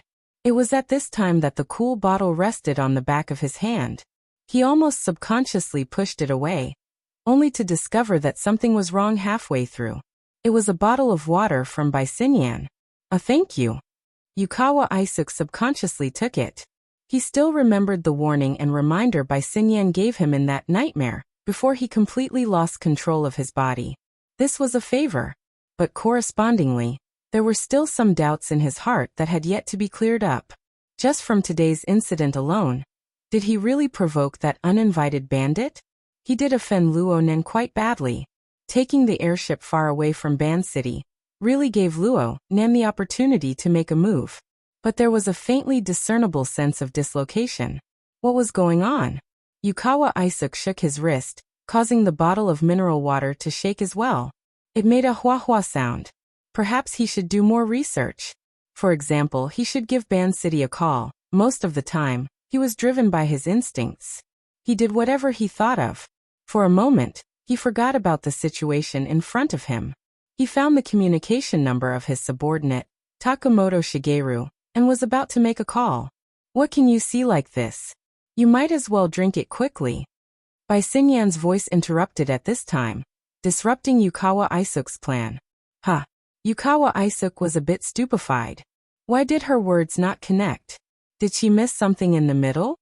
That was indeed the case. At this time, Kitano Sukito, who had been observing the scene outside the porthole, had already turned around. He saw his boss's expression and coughed lightly. Miss Bai is talking about the problem of Luo Nan's extraordinary power acting as a medium. Luo Nan is an expert in manipulating water. Kitano Sukito was giving a reminder. His technique was a bit crude, but it was also the result of the current tense situation. It was hard for people to care about meaningless etiquette and face. They were straightforward, with few decorations. Yukawa Isaac didn't quite understand, but he didn't bother to hide it. So, he is one of the few people in the world with the most profound attainments in the condensation ring. Perhaps he is second only to Her Majesty Empress Wu. The condensation ring is currently the most efficient configuration technology, known to probe into the water molecule level. Bai Xingyan pointed at the mimicry image of the mental sea. She also pointed at the corner of the image. She made some notes based on the changes in the image. Right now we can basically confirm that every time he appears, the water molecules in the atmosphere are abnormally active. The bubbles in the bottle of water were quite obvious just now. I was wondering if this was due to some sort of resonance effect. The corner of Yukawa Isaac's eye twitched a few times. The bottle of water in his hand suddenly turned into a red-hot soldering iron, sticking to the flesh of his palm. It was not easy to hold it, nor was it easy to throw it away.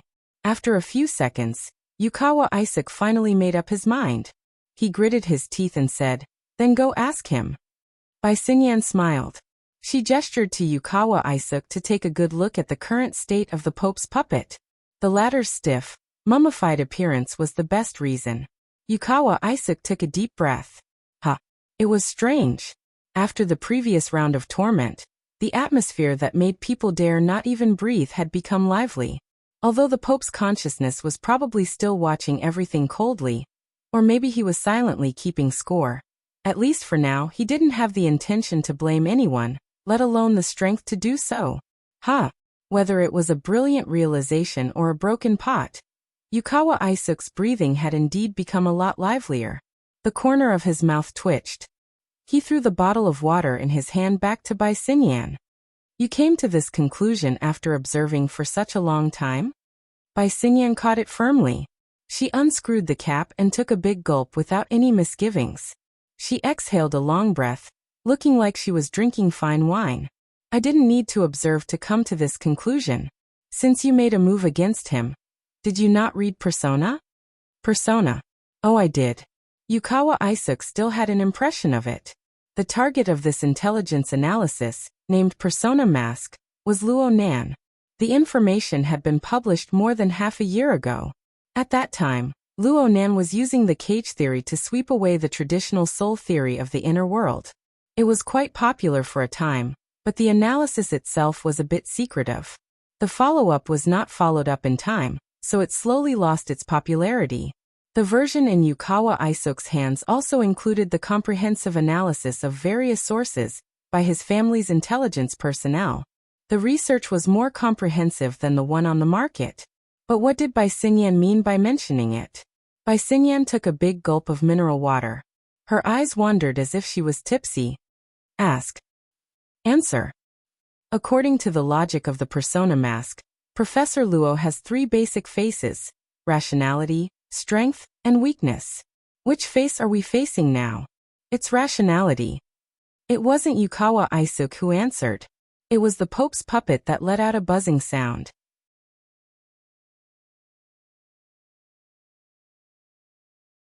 Chapter 853. Yukawa Isaac confirmed that it was the papal puppet who spoke. The puppet's lips moved slightly as it made a sound. But other than that, there was no other change. The dim pupils were still pointing at the spiritual sea mimicry map. "Your Majesty also watches Persona?" On the other side, Bai Xingyan quickly changed the topic of conversation. Her reaction was lively and quick, a stark contrast from the honest operator a few minutes ago. In fact, ever since Bai Xingyan took the initiative to speak and handed over the bottle of water, her attitude had changed subtly. This made Yukawa Isaac wonder if he was just a prelude to the previous round of conversation. While he was suspicious, Yukawa Isuk was actually listening attentively to hear how the Pope would respond. But before he could do that, another wave of low vibrations entered the cabin.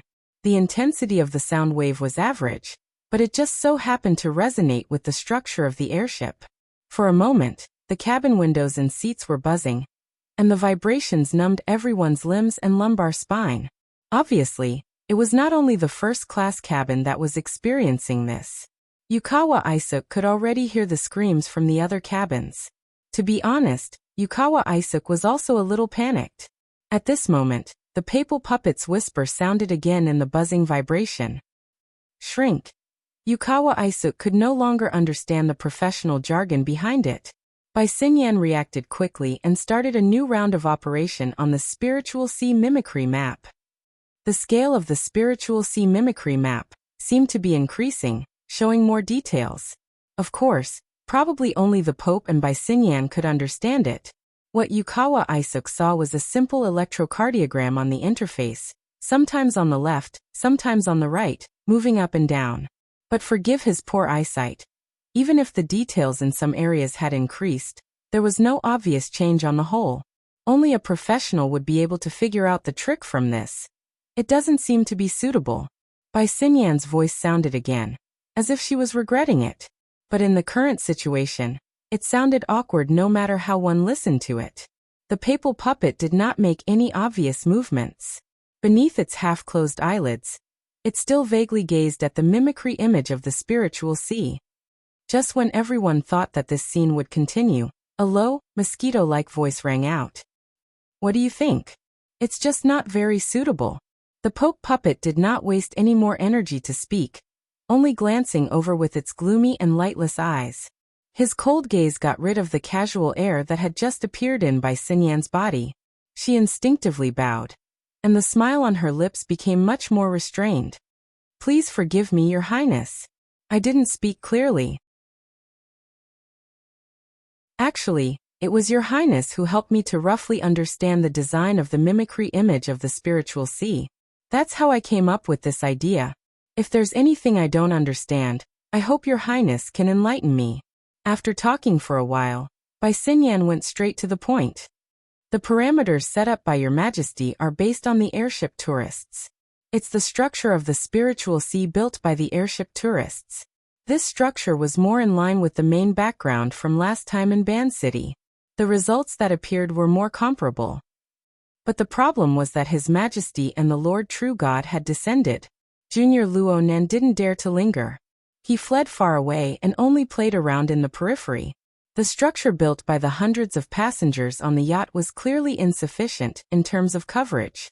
Therefore, I boldly guessed that Your Highness should take the initiative to graft this layer of structure with the power projected by the Lord True God.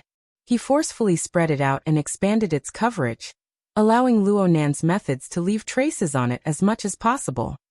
The Pope puppet did not have any obvious reaction to Bai Xingyan's narration. Next to her, Yukawa Isuk listened very seriously. Of course, he didn't quite understand, but his imagination was pretty good. The scene of the Pope spreading out a thick pancake and sending it to the true God's hands to spin in circles, or cast a net to catch fish appeared in his mind. That was probably what it meant. The Pope didn't object. That meant he acknowledged it. Wait a minute. Weren't Yukawa Isuk and the others also passengers on the airship?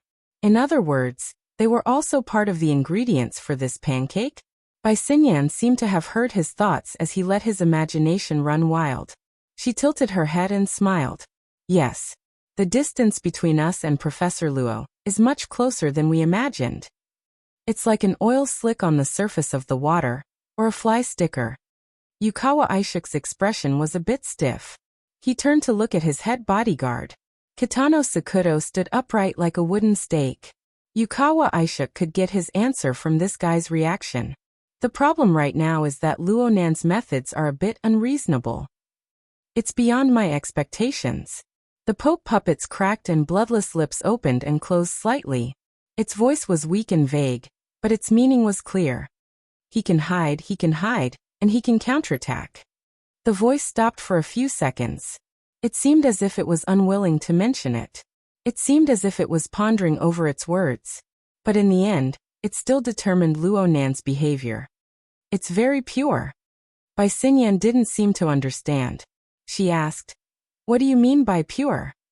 The papal puppet wanted to continue speaking, but what flowed from its mouth this time was dark red froth of blood. Bai Xinyan let out an "ah." She still spoke in a regretful tone. "This body has finally reached its limit. Your Majesty, is there any other way to persevere?" As soon as these words left her mouth, Bai Xinyan immediately received a dozen gazes from all around her, especially the bodyguards who were trying their best to hide in the shadows. They looked like they were about to collapse. The problem was that their wills were never taken into consideration. That included Bai Xinyan.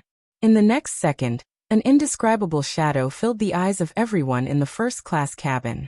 Yukawa Aishuk felt as if he had taken a step into the shade of the branches and leaves under the sun. To be more precise, he himself was part of the shade.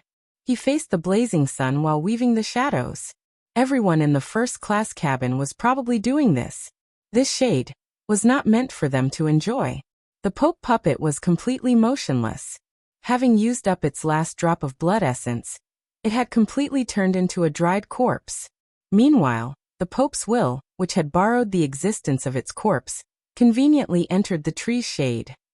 Using an exquisite guiding power, it intersected the branches and leaves in all directions, ultimately forming a tree nest that was the structure of a spiritual vessel. A wonderful feedback came. Yukawa Aishuk suddenly realized that he had a bit of the ability to communicate in the mental realm. This ability was undoubtedly given to him by the Pope. It was also decided by his current state. In the end, the Pope switched to the mode of mental projection. This time, there was no one to act as a power bank. It was probably because the same method was not suitable for a third time. He could only settle for the next best thing. Thus, everyone present, including Yukawa Aishuk, became the framework of the so-called tree nest. As for what the tree nest was, not many people understood. It was because it was a construct on the mental plane. According to Yukawa Aishuk's understanding, the Pope used the magnetic fields of their lives to build a temporary nest, or safe haven. This provided the conditions for a weak consciousness to stay in space. No one knew the specifics of the situation. Only one thing was certain. The Pope's consciousness could directly appear in their minds, turning into images and sounds to achieve communication. This is a mental technique, but it is not used on the emotional level of Yukawa. Instead, it comes and goes, directly affecting the space-time structure. The Pope seamlessly continued his previous evaluation and analysis of Luo Nan. This was an explanation for purity. Yukawa Aishuk should not have understood this. But in this tree nest shadow state, he muddle-headedly understood a lot of conceptual knowledge. He also possessed the ability to make preliminary analysis. It was as if there was a built-in AI operating. Because it was purity, it broke away from the level of the Pope's design. Although it would still have an impact, this impact was no different from the impact of nature's wind, rain, thunder, and lightning. It was practically impossible to capture Luo Nan's special interference mode through the sea of consciousness mimicry. In other words, the Pope's plan was ruined. Yukawa Aishuk seemed to have split into two sides. One side had the normal thoughts of a mortal, and the other floated on the supernatural plane. He did not even have the time to fear before he was pushed forward by the surging pressure of information. He could only do his best to adapt to his current state. The Pope was still communicating with Bai Xinyan. It's still useful. At least we know the upper limit of Luo Nan's level. He's much stronger than expected. And we also know that Luo Nan's forte is not in making a fuss over people's emotions. Instead, he bypassed the path of controlling other people's fates and entered the domain of pure configuration design, especially space-time configurations. It's still related to the situation in Ban City. Without the restrictions of the material plane, the Pope was a lot more talkative. And it was the exquisiteness of his words that made Yukawa Aishuk think, I wonder how Luo Nan feels when he's being studied by an extraordinary? Amidst his thoughts, Yukawa Aishuk suddenly felt that the sunlight behind him had suddenly become extremely hot. At the same time, his fleshly body also captured a new wave of lightning and thunder. This made him understand. Becoming a tree nest, embedding itself into the mental framework, meant that it was closer to the battlefield. In a trance, a part of Yukawa Aishuk's consciousness was thrown into the depths of the hazy void. He touched upon the ever-changing battlefield of the true god and Luo Nan. Even though his brain was now implanted with the AI, he was still unable to experience the exquisite details. He could only feel some vague, symbolic feelings. Luo Nan really did seem to be embedded in the depths of the void. It was like the hidden chain lock of a precision machine. When it twisted and turned, there would be some deformation inside. But on the outside, it was always in a stable and smooth state. It satisfied the psychological instinct of people to pursue order. Not only did it conform to people's psychology, but it also conformed to the laws and principles of the world.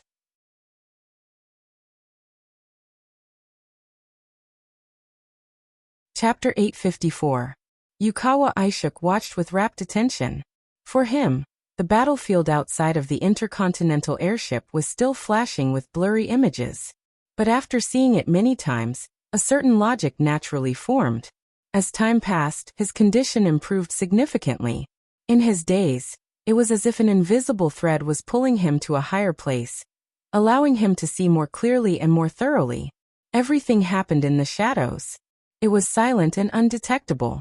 It was as if a god had blessed him. His train of thought became exceptionally clear. He was no longer constrained by the present situation. He made some expansions and extensions. He felt that a true god's method of pursuit was like a dragnet. Luo Nan was like a fish in the net. The dragnet itself was very large. There was a certain amount of space for movement. The mesh was not small either. There was a possibility of escape at any time. Now that the airship was forced to turn back, it was advantageous for the true god and the Pope. After all, the closer they were to Ban City, the greater the control the true god had over the dragnet. They could shrink the mesh and give Luo Nan more pressure. Unexpectedly, you have the potential in this area. The Pope transmitted telepathically. The direction was very clear. It was directed at Yukawa Aishuk. Was he evaluating him? Yukawa Aishuk was startled and chilled. How did the Pope know what he was thinking? Well, it must be because of this damn tree nest. For an extraordinary like the Pope, it was not a big deal for him to use methods like mind reading. But this feeling was more or less the same as Luo Nan's invasion. Oh, there was still a difference. Luo Nan was a great thief. He suddenly came. It was unknown what path he took. By the time he came to his senses, he had already fallen into the trap. He was muddle-headed and tied up. The Pope, on the other hand, had an aura of open warfare. It was as if it was a matter of course. I came in and stayed. You do whatever you want. I just stared at you. The degree of perverseness was even. Cough. Yukawa Aishuk cut off his thoughts. He did not dare to think too deeply about it. He forced himself to think about positive issues. For example, that evaluation. In the field of ability users, the Pope's words were more or less the same. Could it be that he really had talent in this area for this person to think highly of him? He had seen too much and thought too much. He was getting a bit carried away. Yukawa Aishuk subconsciously pondered. If he could get through this, perhaps he could focus on developing this aspect? While he was lost in his own thoughts, the Pope gave his evaluation, and then conversed with Bai Xinyan. He's very restrained. He spins at a low speed and glides in neutral. The Pope also used an analogy to describe Luo Nan's current state. It was easy for everyone to understand. Bai Xinyan said, perhaps he can only maintain such a low consumption state in the void interlayer, and also avoid direct interference with the true god's power. It's a reasonable judgment, but it's a little perfunctory. It's all thanks to your Majesty's wisdom that I was able to think of these things. However, we are just small fries. It's fine for a short period of time, but if we continue to act as the carrier of the tree nest, and bear the pressure of Swanee's calculations, I'm afraid we'll soon be unable to do as we wish. So far so good. The Pope's reply was so cold that it made people's hearts sink. However, no one dared to contradict her. Bai Xinyan's actions were already extremely out of line. Yukawa Aishin's heart was stupefied. So that's how it is. But that's the only logical explanation. Who in this world was born with knowledge? Even if there was such a thing, it would most likely belong to the young man outside the airship who had dealings with the true God and the Pope. The pain came from the comparison. The clearer his heart was, the more bitter the comparison was. At this moment, Yukawa Aishin felt as if there was a poisonous spider crawling in his heart. Its limbs scratched the tip of his heart, and there was a web of silk entanglement.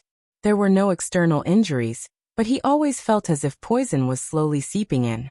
It was extremely stifling. But in this current state, he could not help it. Very quickly, his attention was drawn away by the miraculous changes in the hazy void. Even though Yukawa Aishin knew that this was only a temporary ability given to him by the Pope, he still enjoyed the process of being able to observe, analyze, and make judgments. After all, this was an extraordinary ability that he had always yearned for.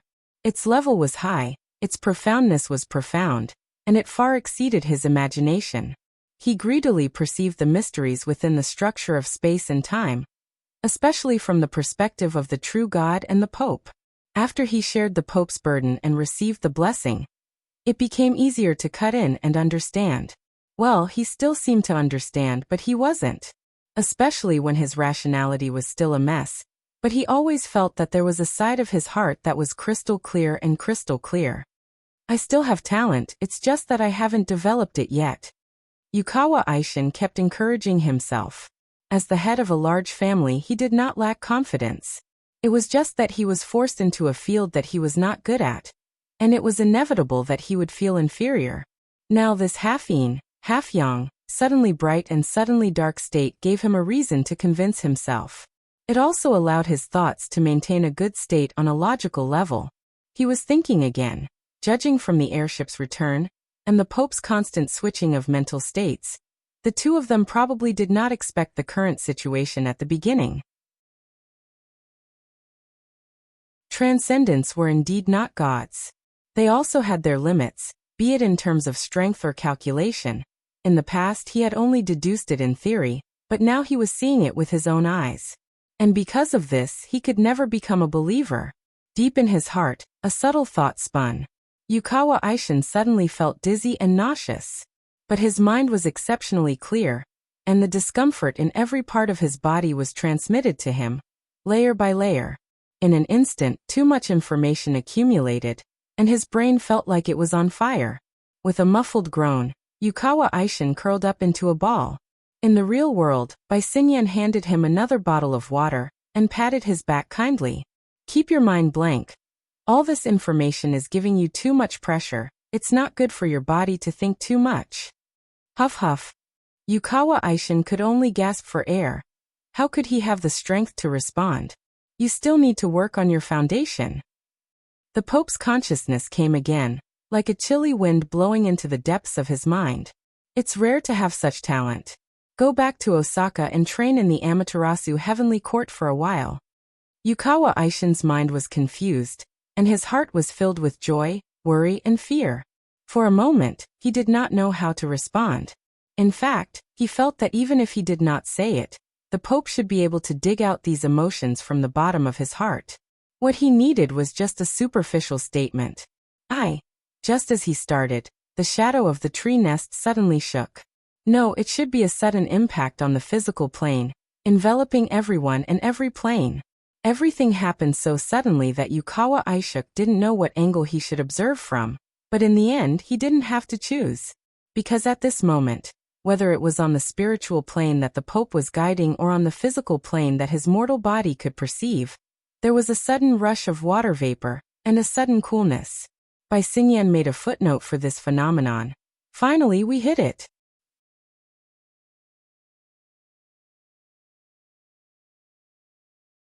Chapter 855. The intercontinental airship had completed its turn. It was as if it had crashed into a cumulonimbus cloud. Plentiful water vapor and high-altitude astral winds intertwined, instantly blurring the portholes on both sides. Then, a nearly parallel waterline was drawn above the airship. In the dark environment, the cloud was like a demon. It danced outside the porthole, and was cut into pieces by the waterline. Yukawa Aishin looked at the changes in the environment between light and dark. He was suddenly inspired. In his daze, he forgot about the severe discomfort in his body. At this moment, he seemed to see the aftermath of the collision between Luo Nan and a true god in the void. The collision was so intense that even the sealed cabin seemed to be leaking. Yes, it was the feeling of water vapor blowing on one's face. Yukawa Aishuk saw Kitano Suzuto subconsciously wipe his face. Kitano Suzuto's back was facing the direction of the airship. The Pope communicated with by Xinyan in the shadow of the tree nest. This was his evaluation of the sudden phenomenon. Nothing solid. You've locked onto it? No. The progression is so beautiful. This was the first time in Yukawa Aishuk's memory that the Pope had an emotional sigh. For a while, there was no response from within the tree nest until the airship shook again. The second wave, the third wave. The shaking of the airship was closely related to the structural changes in the depths of the cloud. Due to the distribution of computational pressure, the relevant information flowed and circulated in the shadow of the tree nest, peeling off layer by layer. Of course, some people knew less and some people knew more. Yukawa Aishuk could see it relatively clearly. He knew that the water vapor cloud was the product of the collision between Luo Nan and the true god. Luo Nan used the condensation ring as the basic interference core. It was destined to rely on an abundant water vapor environment. The true god carried out a strong suppression. The collision of the two sides on the material plane caused the water vapor in the sky to condense and explode abnormally, creating this cloud phenomenon. Because of this, the cool feeling of the water vapor was able to penetrate the obstruction of the airship's outer shell and directly affect the people's bodies and minds. It's mixed with fragments from the collapse of the void. If the intensity is increased, this airship will be cut to pieces, but then it will be completely at the extraordinary level. Yukawa Aishuk's thoughts seemed to have left his identity as a passenger and jumped out of his own dimension. With incredible focus, he observed and evaluated the increasingly intense battle. Luo Nan and the true god were currently locked in front of the airship, in contrast to the aimless pursuit of Luo Nan. Because of this, the scale of the cumulonimbus cloud that the airship crashed into continued to expand. The airship's strategy was to increase its altitude in an attempt to avoid danger, but the effect was really suspicious. Dark clouds continued to surge in the surroundings. Between the layers of clouds, lightning and fire swam about, flickering and extinguishing. Some of them even struck straight at him. Although they were all blocked by the insulating armor on the outer layer, the thunderous roar still crushed in.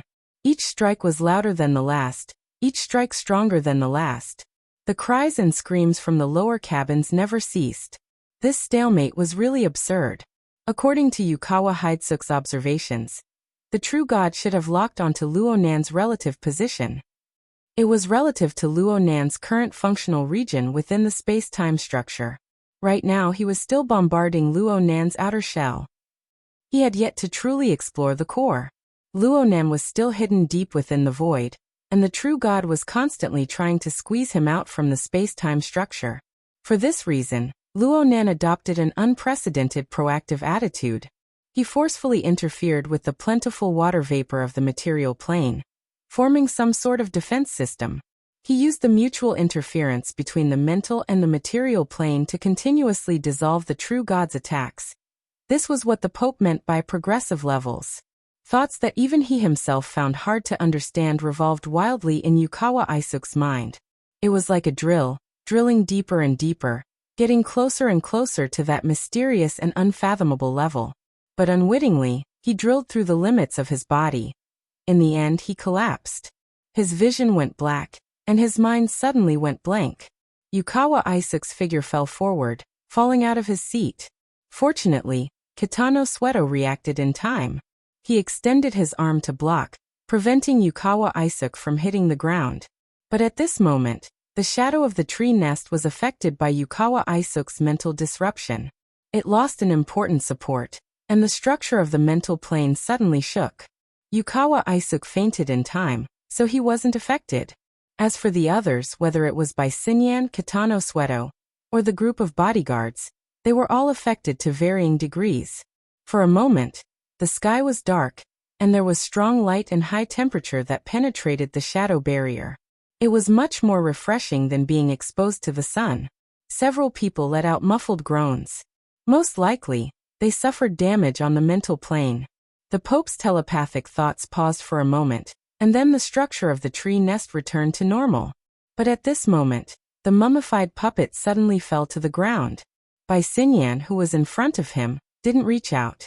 She watched as the corpse fell to the ground with a muffled thud. Bai Xinyan's eyebrows twitched. She could confirm that the Pope had left the last bit of blood essence in the puppet's body to save the situation. He had burned it in this accident. She sighed. Sometimes having the ability is a problem. Yeah. The Pope's telepathic thoughts were quite steady. He didn't have any intention of venting his anger, and he couldn't find a reason to be angry. Anyone with eyes could see that Yukawa Isuk's fall was almost certain. His thoughts were unexpectedly compatible in the field of space-time configuration, which caused the analytical pressure to be too great, and his physical fitness couldn't keep up. It was like using a primitive single-cylinder engine to drag a heavy truck, and still having to run at the speed of an F1. It was only a matter of time before the tank exploded. Since the Pope had used the structure of the tree nest to divert some of the pressure to others, and obtain the effect of reducing the pressure, he had to bear the corresponding risk. Bai Xinyan timely said, "Misfortune may be a blessing in disguise. I still have to congratulate Your Majesty on obtaining another beautiful and talented person." In the shadow of the tree nest, she could no longer feel the Pope's emotional response. It was as if he had sunk into emptiness and swallowed the corresponding information. But Bai Xinyan still had a feeling that something had been hooked by an invisible claw and disappeared without a trace. Was it the Pope's firm judgment and confidence? Bai Xinyan frowned slightly. Half a second later, she suddenly stood up and directly stepped over the mummified corpse of the Pope's puppet and walked to the front of the first-class cabin. Kitano Sweto, who was in front, was stunned for a moment. He quickly used the opportunity to help his boss settle down to make a path. The Pope was still there, but the puppet still had some kind of symbolic meaning. When the puppet fell, it was as if a switch had been flipped, and an invisible layer of restraint was released from the body of the people. Bai Xinyan was only the first to verify it. The advantage of intercontinental airships over traditional passenger planes was that they were stable, safe, and relatively spacious. The first-class cabin was also first-class in terms of space utilization and enjoyment. There was even a small observation deck at the front, which was the best view of the entire airship, second only to the cockpit. But it was night time, and there had been many unforeseen events. The observation deck was wrapped in thick armor, and it was tightly sealed. Of course, this was not a problem for Bai Xinyan. After a few steps, the outer armor was slowly opened under her permission. When Bai Xinyan walked up to the observation deck, footsteps sounded behind her. It was Kitano Sweto. This head bodyguard of the Yuchuan family, even if it was just a physical body, was still a B-level powerhouse. In the structure of the tree nest, he was shouldering a lot of the pressure.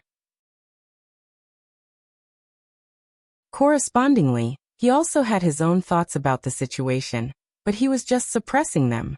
Bai Xinyan did not care what he was thinking. She looked at the dark clouds in front of her. Just then, another lightning bolt struck down from the sky, illuminating the outline of the clouds that were like the precipice of an abyss. The incoming clouds were like beasts and demons that lived among them.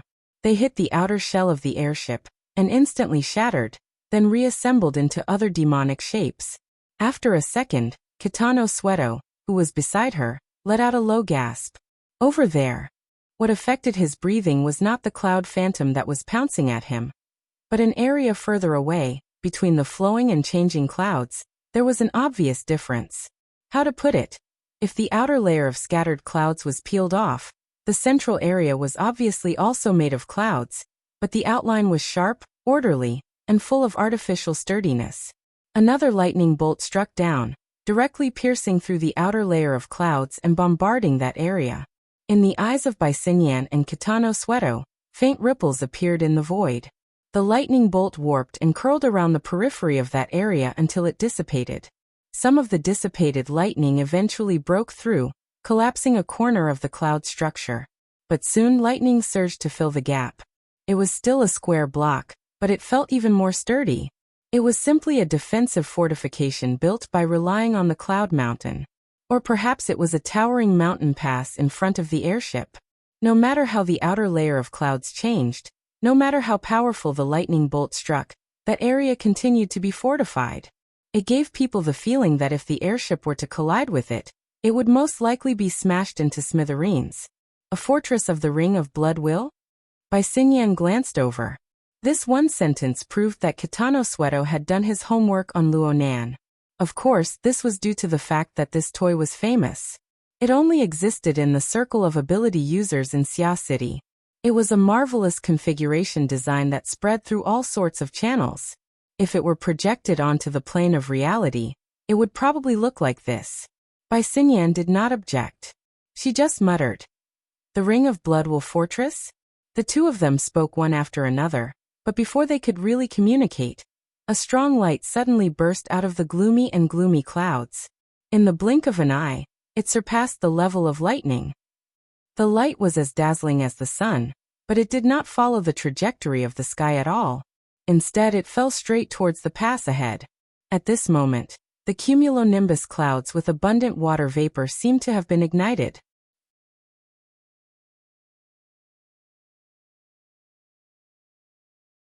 Chapter 856. Under the strong light, Bai Xinyan and Kitano Sweato squinted their eyes. The cloudy void in front of them had turned into a giant steamer.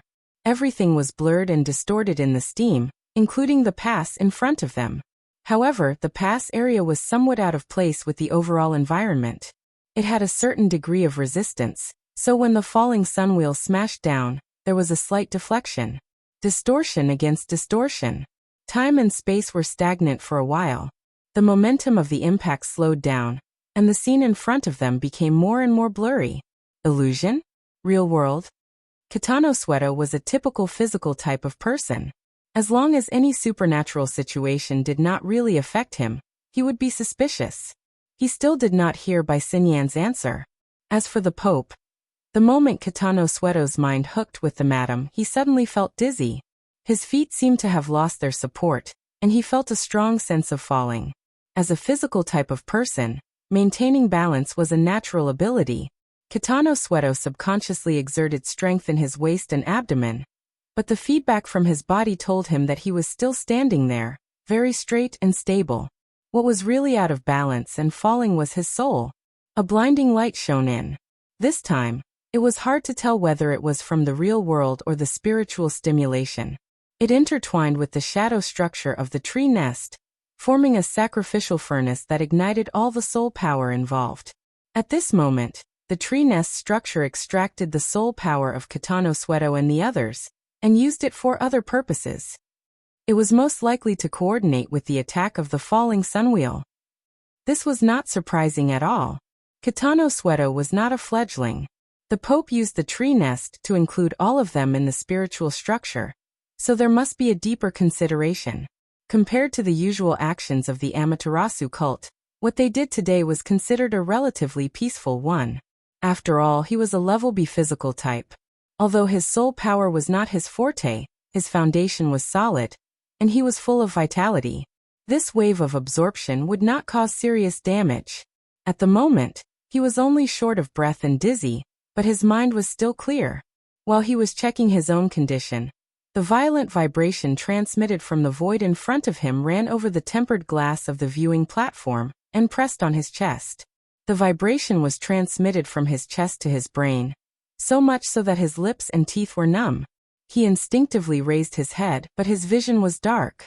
It had nothing to do with the blood supply to the head. Instead, in the distant burning cloud, the falling sun happened to have an extremely obvious contraction, and its light was clearly dimming. As the light and darkness changed, the distortion of the void increased dramatically. Kitano Sugito could no longer see anything with his naked eyes. All he could see was the accumulation of complex colors. However, between the real thing and the illusion, there was a vague network that extended in the vast space. Kitano Satoto captured the most intuitive outline. It was like a towering tree, with branches on top and roots on the bottom. Half of it was visible, and the other half penetrated into the endless void. It also directly interfered with the structure of time and space. The sun wheel, that ruled over the changes in brightness and darkness in the sky, was also inextricably linked to the outline of the veins. Great divine treasure of the Fusang divine tree.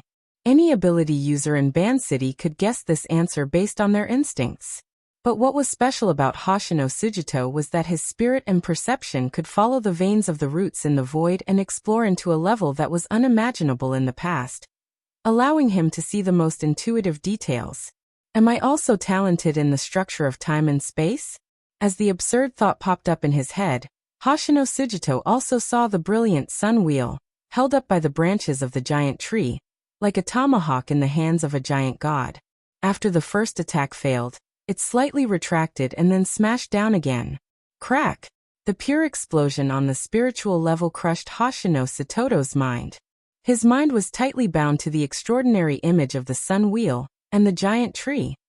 When it collided with the pass in the clouds, he felt most of the details inside, and also had to bear the surging impact from every detail.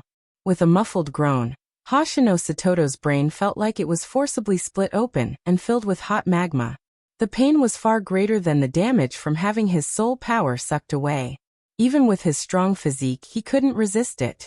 He staggered back a few steps until he hit the door frame at the entrance of the observation deck.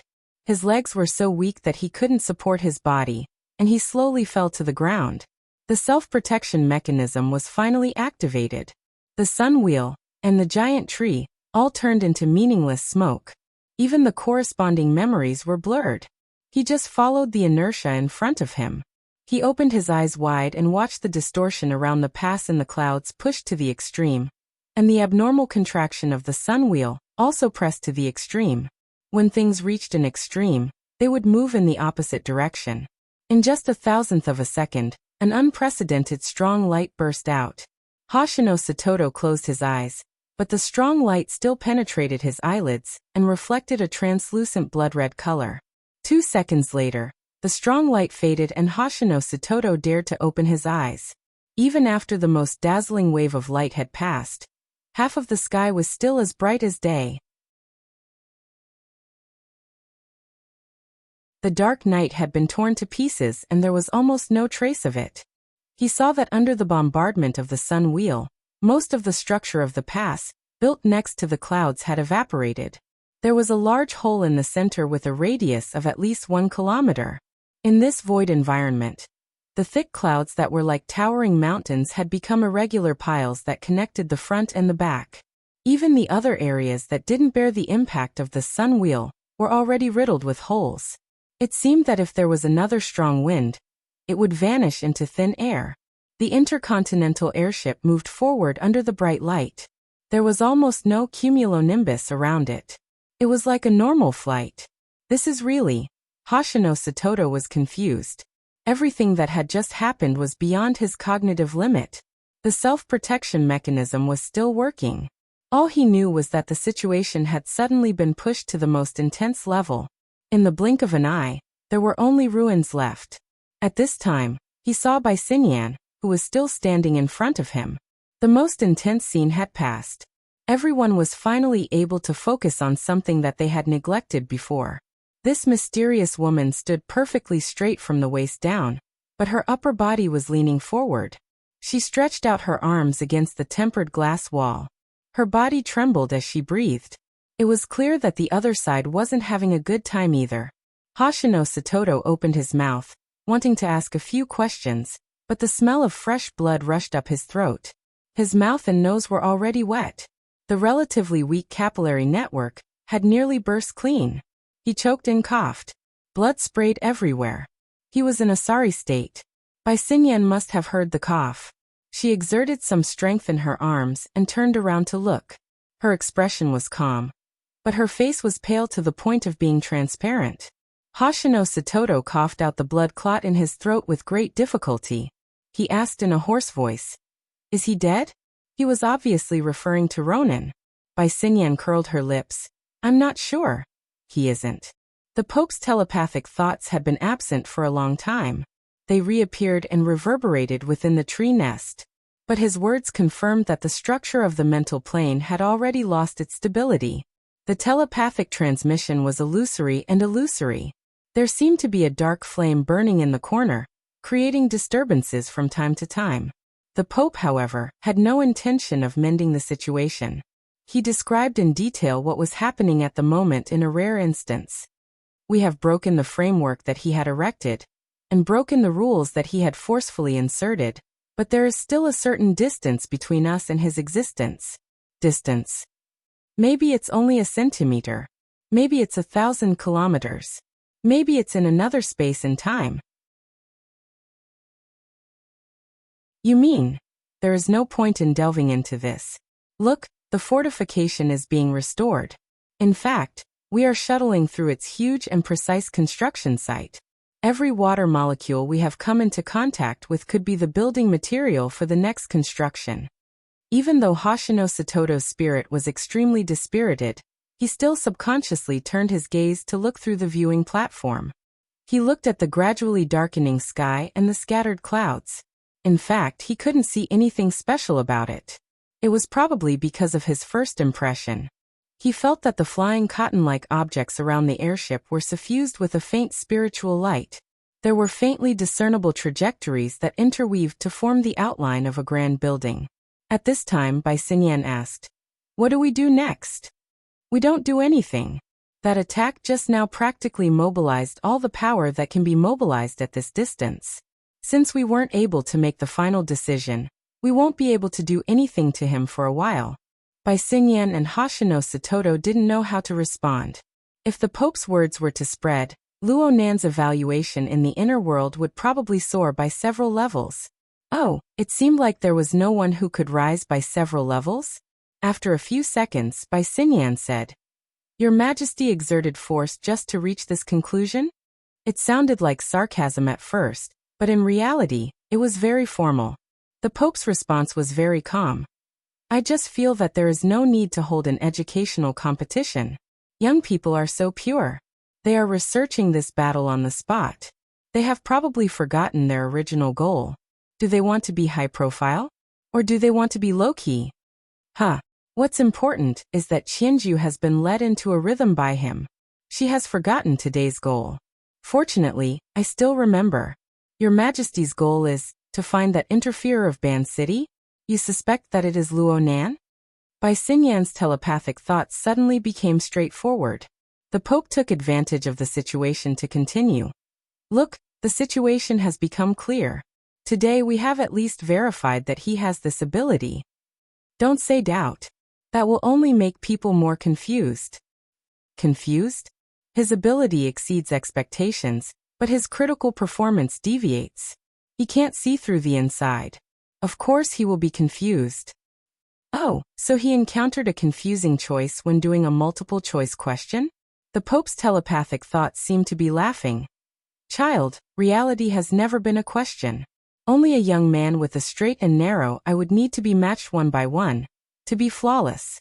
Right now, I just need to know that he is a fellow that needs to be taken seriously." The telepathic thoughts continued, but the structure of the tree nest could no longer support itself. It suddenly collapsed and turned into nothingness.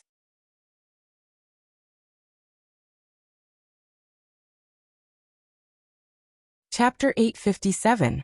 The tree nest on the spiritual plane collapsed, and the participants who were passively trapped in it returned to the real world. The natural curtain of night descended once again, like a thick blanket, blocking the field of vision, giving people a sense of self-deception and peace of mind. The Pope who was in charge of the situation left. The observation deck remained silent. Kitano Sukido and Bai Xinyan had their own thoughts, until the swarm of signals and communication devices connected, filling the space with ringing and vibrations. Kitano Sukido coughed again, and raised his wrist. There was a list of communication requests from the Tamagawa family, and their surrounding social circles. However, in the past half an hour, the first-class cabin had been an isolated island of information. There was almost no communication going in or out. On the other hand, the other areas of the airship maintained contact with the outside world. So this was not a signal interruption, but it was 100 times more terrifying. because this was due to some kind of tacit understanding, and also due to some kind of silent majesty. The source was naturally the Amaterasu cult. There was no more obvious fact than this. The Amaterasu cult was the master of Osaka City, the undisputed ruler of traditional political and military forces like the Tankawa family. Looking at the source, it was only 20 to 30 years ago. At Kitano Sakito's age, he had witnessed the entire process of the rise of the Amaterasu cult. This was the power and effect of a transcendent. If that was the case, the other side should be very fast. Kitano Sakito suddenly shivered. After stirring up a scene that was almost out of control, the Pope patted his butt and left. The true God probably wouldn't stay either, but the other side of the conflict was clearly still here. At this time, the intercontinental airship had completely passed through the ruins of the cumulonimbus cloud cluster. It was said that the cloud pass was still being rebuilt, and it had been completely left behind. But what was the point of such a small distance for a transcendent of that level? Thinking of this, Kitano Sakito did not have the mood to respond to the swarm of communication requests. His muscles tensed up and he struggled to stand up from the ground. He wanted to respond effectively, but he was at a loss. Don't worry, under the mask of rationality, Professor Luo is not the kind of person to vent his anger on others. Speaking of which, we are also victims. Although he agreed with this self-assessment, was it really okay to say it so bluntly?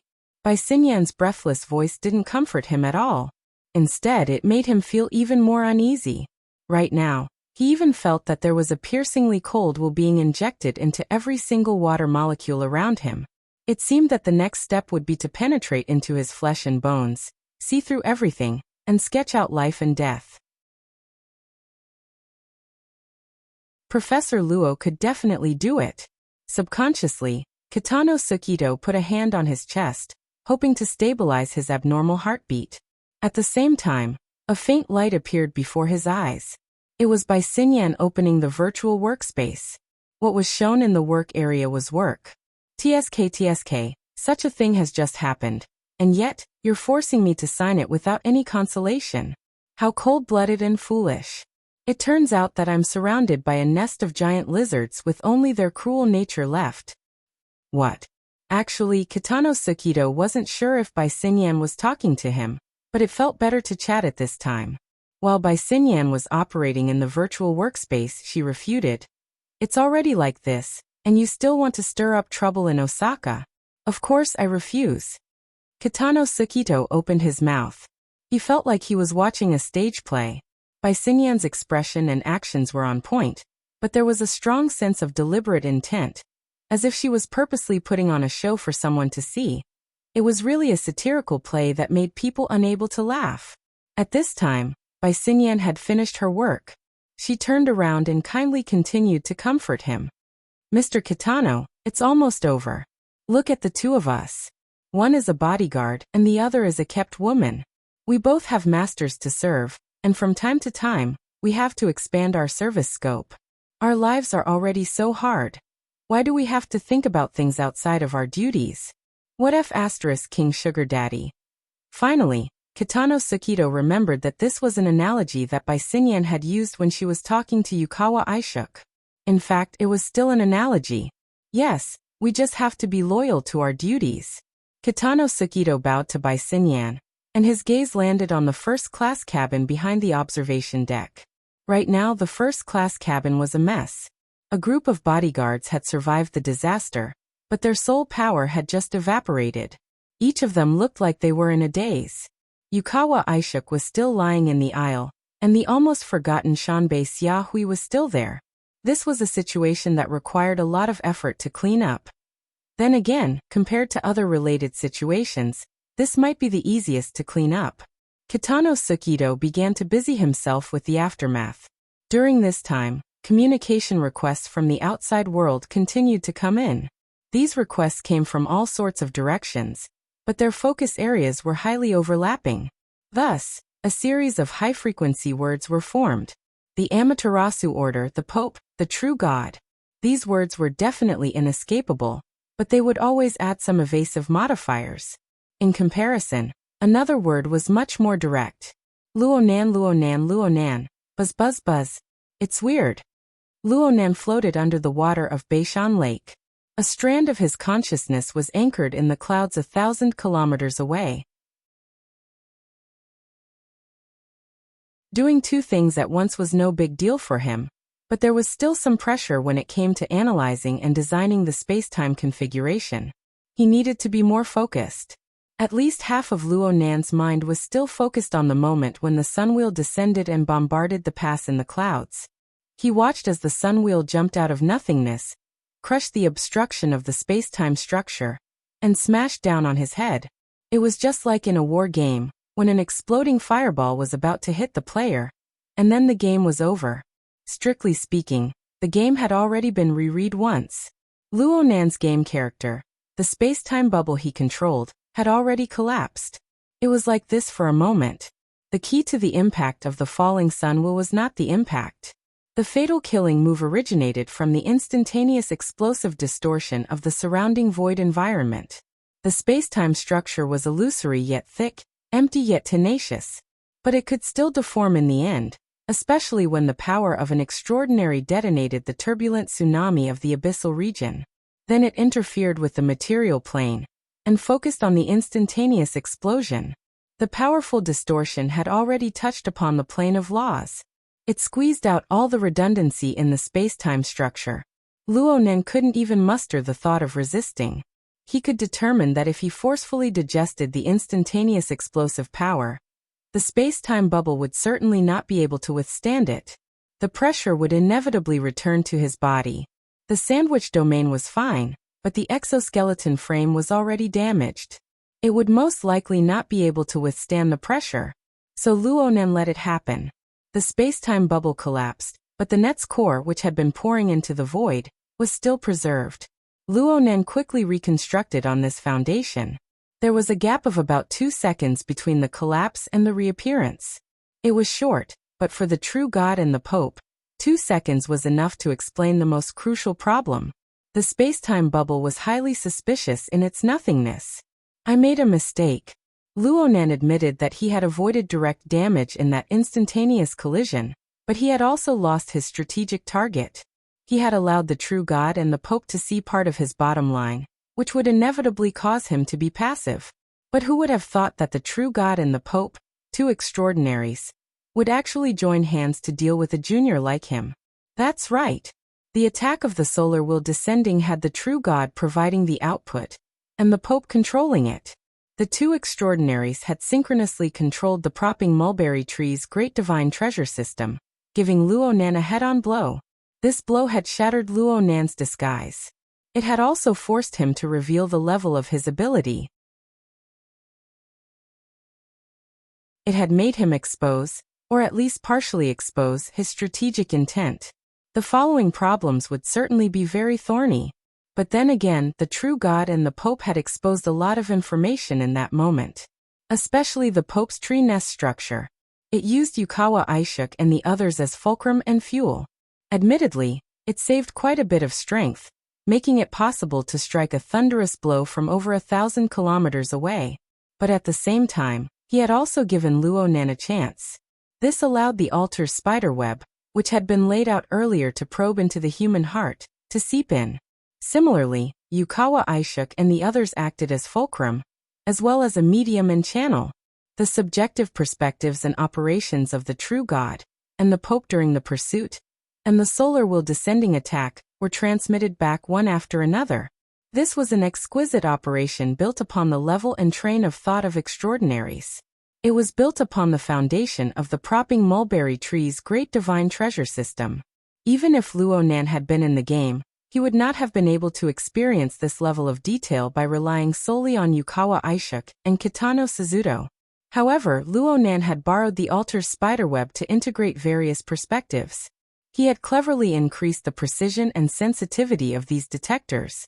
He had discarded the blurred, distorted, and exaggerated impressions, forming a stream of information that was like a high-definition video. He could even play it frame by frame and study it over and over again. There was no more beautiful replay than this. Also, Luonan felt that he needed to re-evaluate the effects of the Daydream Nightmare incident. It was precisely this early investment that allowed the breadth and depth of the Alter's spiderweb to grow explosively. If it weren't for the need of today's actual combat, Luo Nam would not have known that 99% of the passengers on the intercontinental airship had already been pulled into their homes by the spiderweb. It was just a matter of how deep the spiderweb was. Just how many of them would be needed in the entire world to analyze the situation on the airship. As the spiderweb was spread out, the Wraith sign clearly became more and more accustomed to this world. In the past, the human-faced arachnid was fine when it was in the abyss region of the polar domain. But once it sunk into the material plane and probed into the sea of consciousness, it was absolutely impossible to hide from extraordinaries. Some keen psychic ability users were able to sense it. But now, the Alter's spiderweb was universally connected. It had practically become a part of the hearts of the entire world. Its concealment ability had become inconceivable. Who didn't have a dark corner where the web had gathered dust? It was just a bit noisy.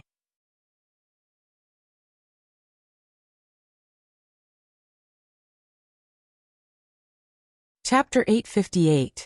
By Xinyan, you scheming B***th. You've gone too far.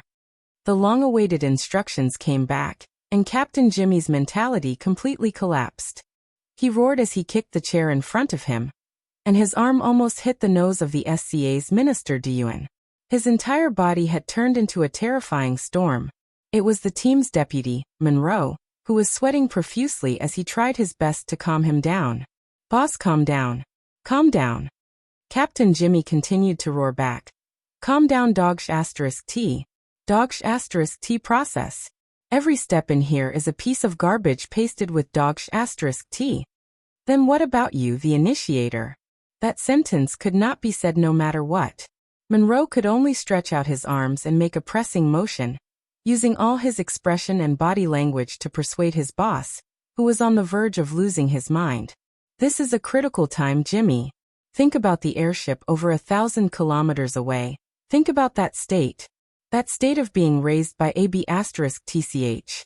That Blackheart Salt is doing this on purpose. This is a shady deal between her and the Bloodflame Order. She's seizing every opportunity possible. Being stared at by Captain Jimmy's charcoal-like eyes, Monroe's mind was momentarily taken away. Aside from being overwhelmed by his aura, he also felt the great suppression of the 7th-generation dynamo core. His mouth opened and closed twice, but he couldn't finish his sentence in time. Great, if she wants to disgust us with the process, I'll accompany her to the end. It's just another round of dog***t. I'll report the new discovery to the East Asia Department. Are you deaf? Memory loss? You didn't even record the large piece of intelligence analysis just now? If you want me to collect your salary on your behalf, I'll break your spine as a thank you gift. Captain Jimmy's roar could practically tear open the roof of the warehouse. The poor intelligence officer was suddenly targeted. He didn't even dare to raise his head as he began to work with a sullen face. The intelligence officer's memory was actually far better than that of an ordinary person, and his writing skills were also pretty good. He quickly converted Captain Jimmy's forcefully twisted logical analysis into a rigorous and meticulous document form. Seeing the content of his imagination quickly materialize into words, Captain Jimmy finally grinned. He already couldn't wait to sign and send it over. He didn't expect this kind of one-sided statement to be able to move the bureaucrats of the East Asia Department, as long as it could have the effect of disgusting by Xinyan. Captain Jimmy's expression suddenly changed. The sudden vibration signal affected all the members of the operation team in the warehouse. There was almost no delay. At this moment, the dynamo core determined that the main body was in peaceful mode, and immediately displayed the received information on their retinas. Captain Jimmy choked again.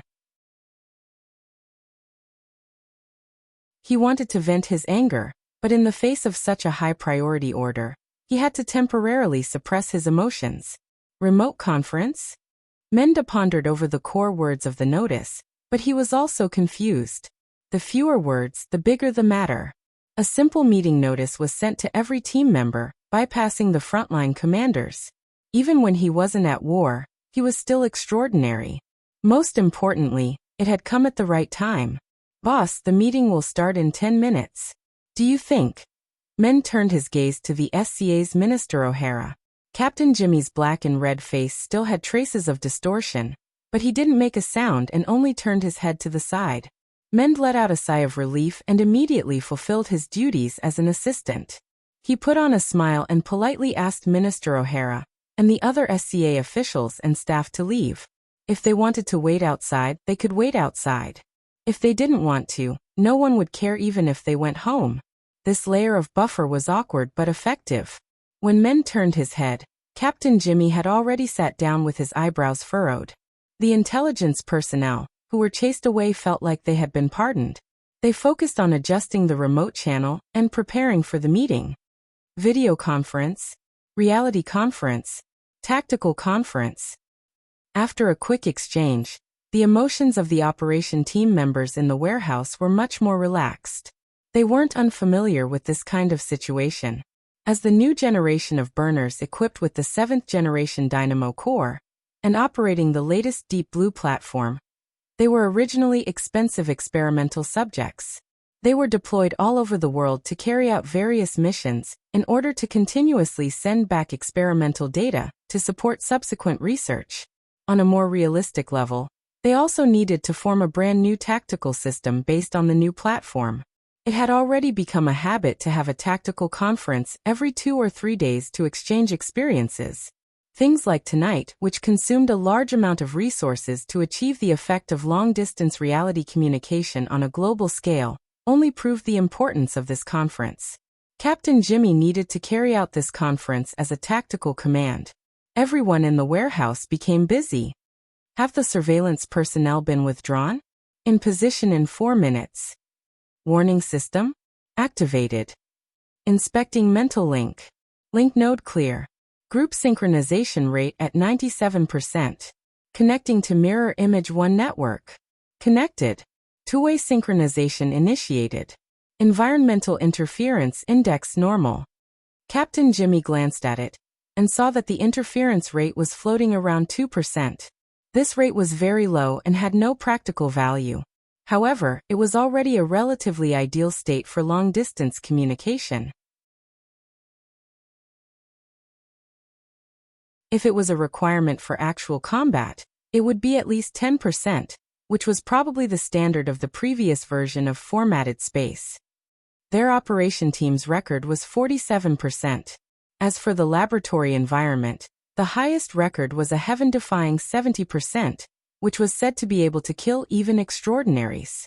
Frankly speaking, up until now, Captain Jimmy wasn't particularly proficient in this kind of combat style.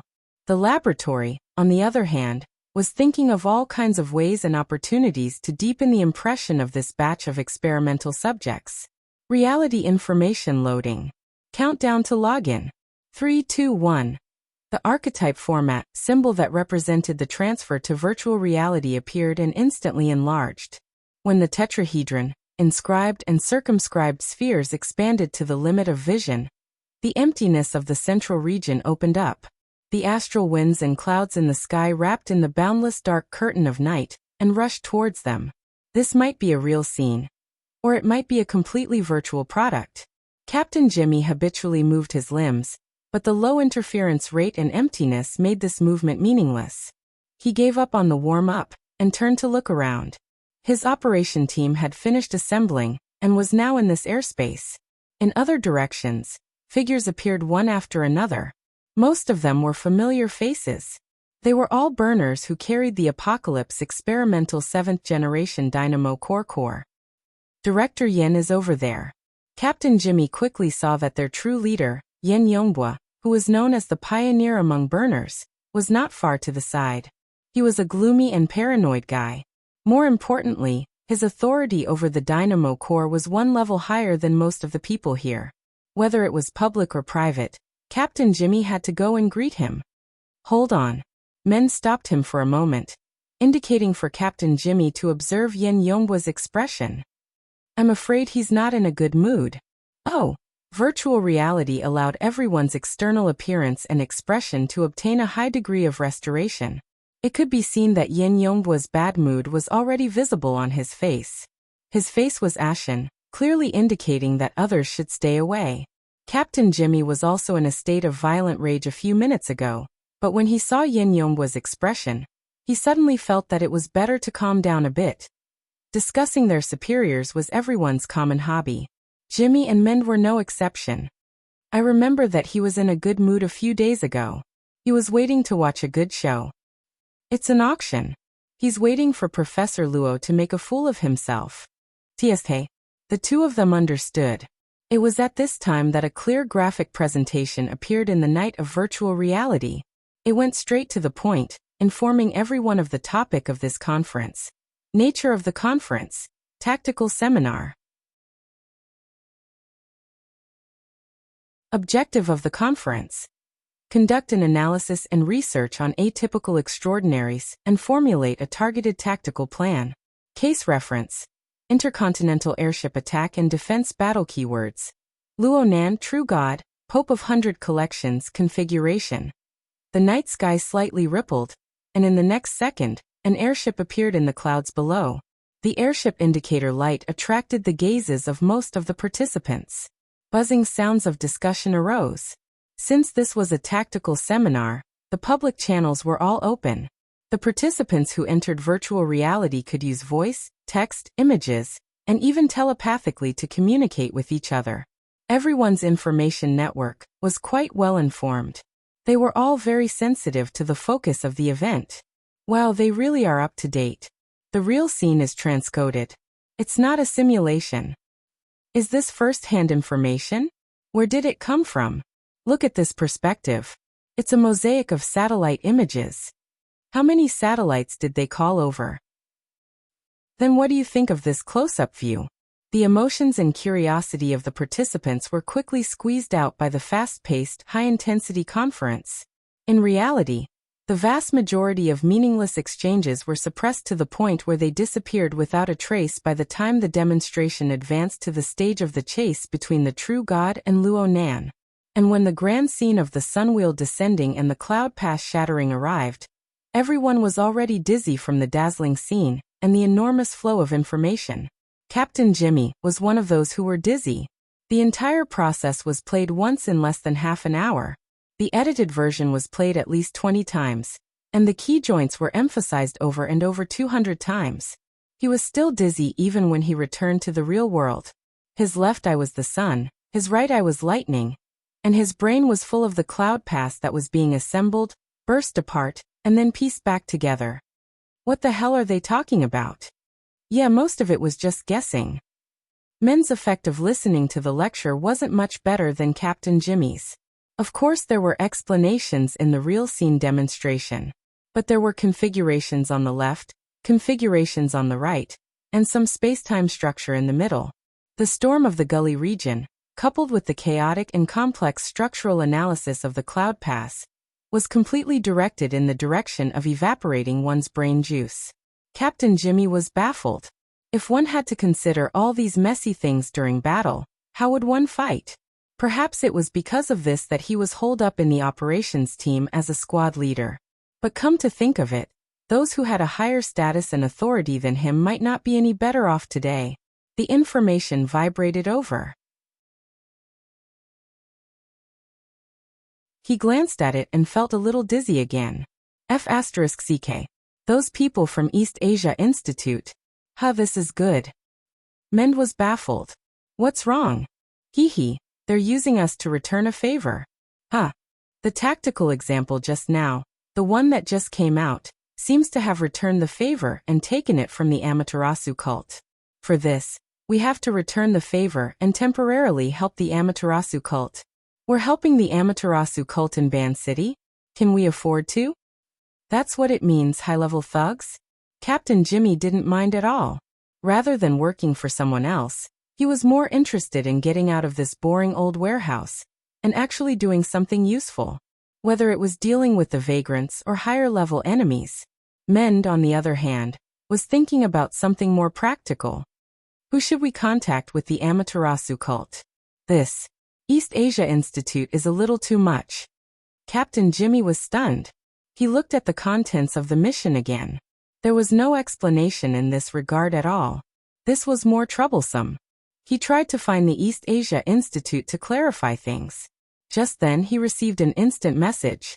Captain Jimmy's expression changed immediately when he saw the message. Men glanced at it and saw the words, "By Xingyan." He snorted in his heart and instinctively thought of the worst. He looked at Captain Jimmy again. At this moment, his expression was even worse than Yin Yongbua's. In the sky above Ban City Airport, indicator lights and radio signals intertwined. After 4 to 5 hours of tossing and turning, the huge intercontinental airship returned to the airport. Sigh. On the airship that was about to land, Bai Xingyan sighed. Her slender fingers caressed her forehead, pretending to be weak. "I told you that your soul power has evaporated and your mind is damaged. You need to rest. Why didn't you listen to me?" Kitano Suzuto glanced at her. He had enough of her exaggerated acting skills. The one who didn't need to act to show that he was extremely worried was his boss. Yukawa Aishuk gripped the outer edge of the space capsule tightly. His entire body was tense and rooted to the spot. It was as if he was facing a life-and-death situation. In fact, in Yukawa Aishuk's eyes, the airship that was about to land at Ban City Airport and himself on the airship were bait that was about to be thrown into the devil's mouth. In the future, he would only be eroded by acid. It's all Luonan's fault. It's all Luonan's fault. Luonan.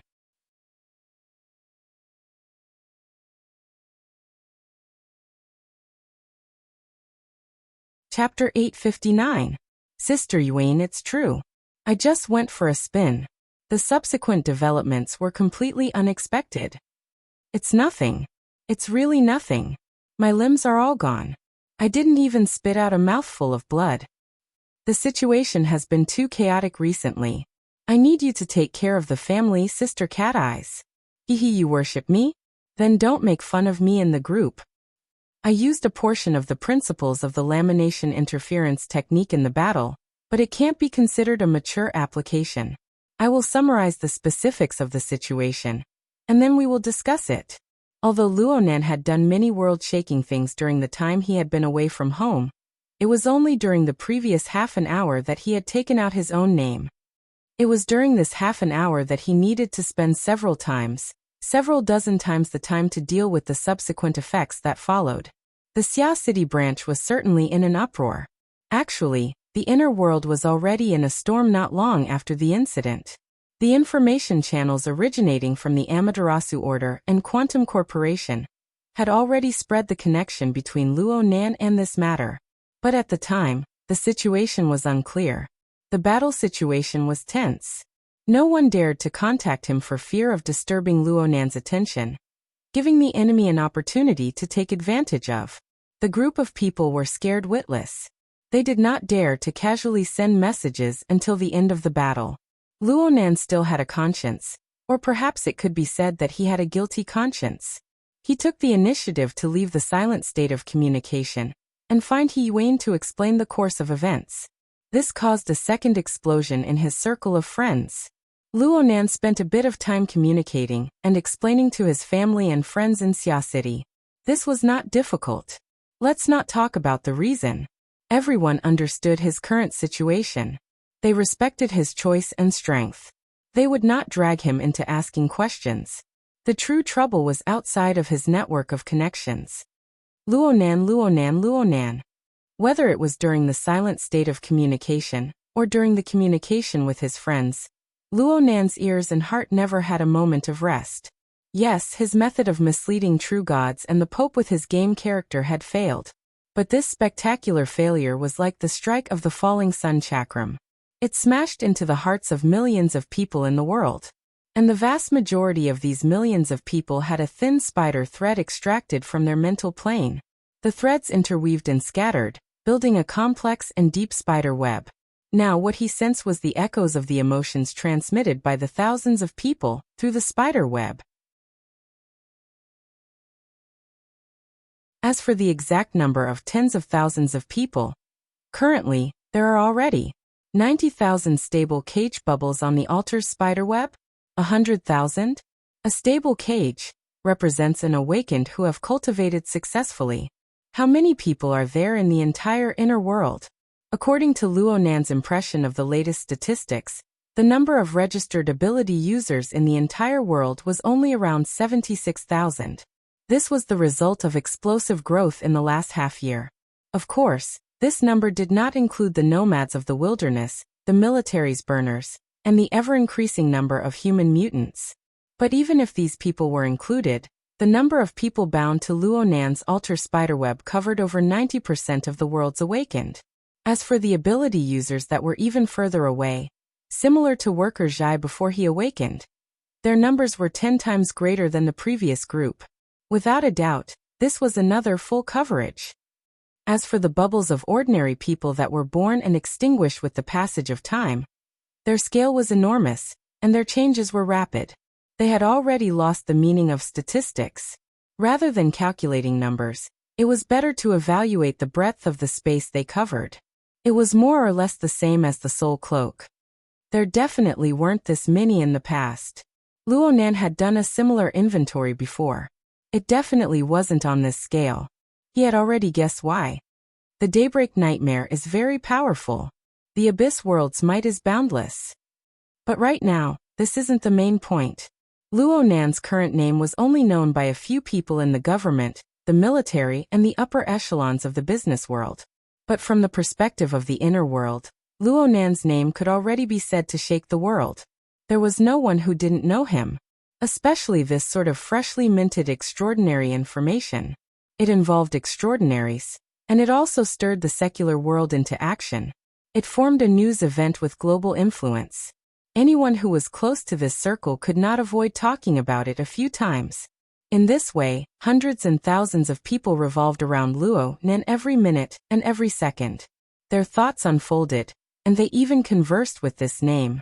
A storm of information and a maelstrom with no end gradually converged within the constantly changing space and time. If it were someone else, this storm would only exist within the transmission and storage of various media, relying on a material carrier to exist. But for Luo Nan, it was a different situation. The altar's spiderweb stood in the void, appearing and disappearing in the hearts of people. The noise that echoed in the mind was like the vibrating hum of mosquitoes and flies.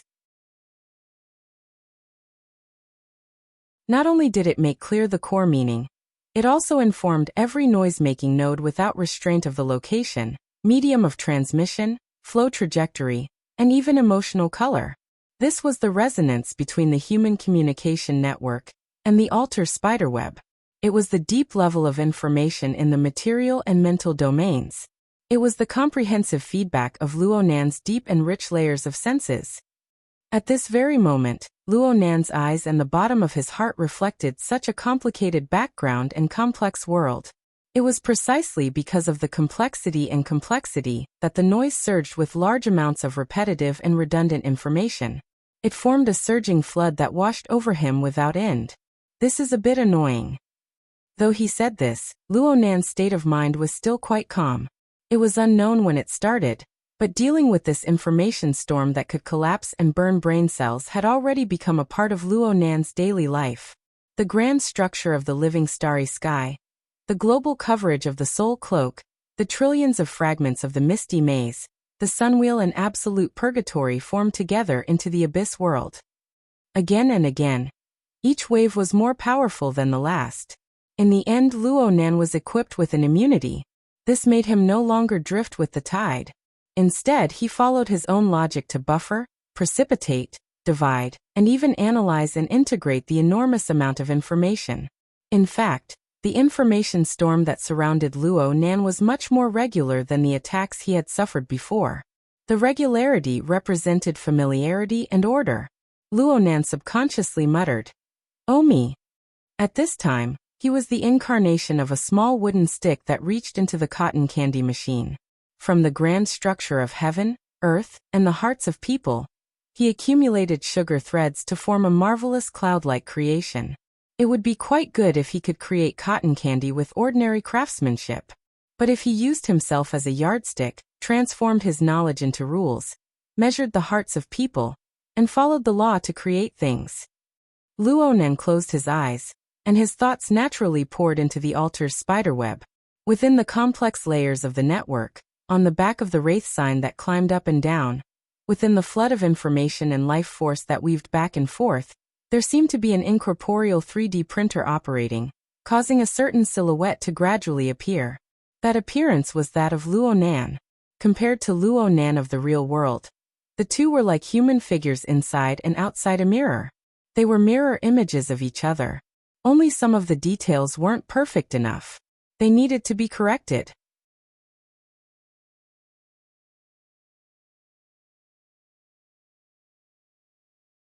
Chapter 860.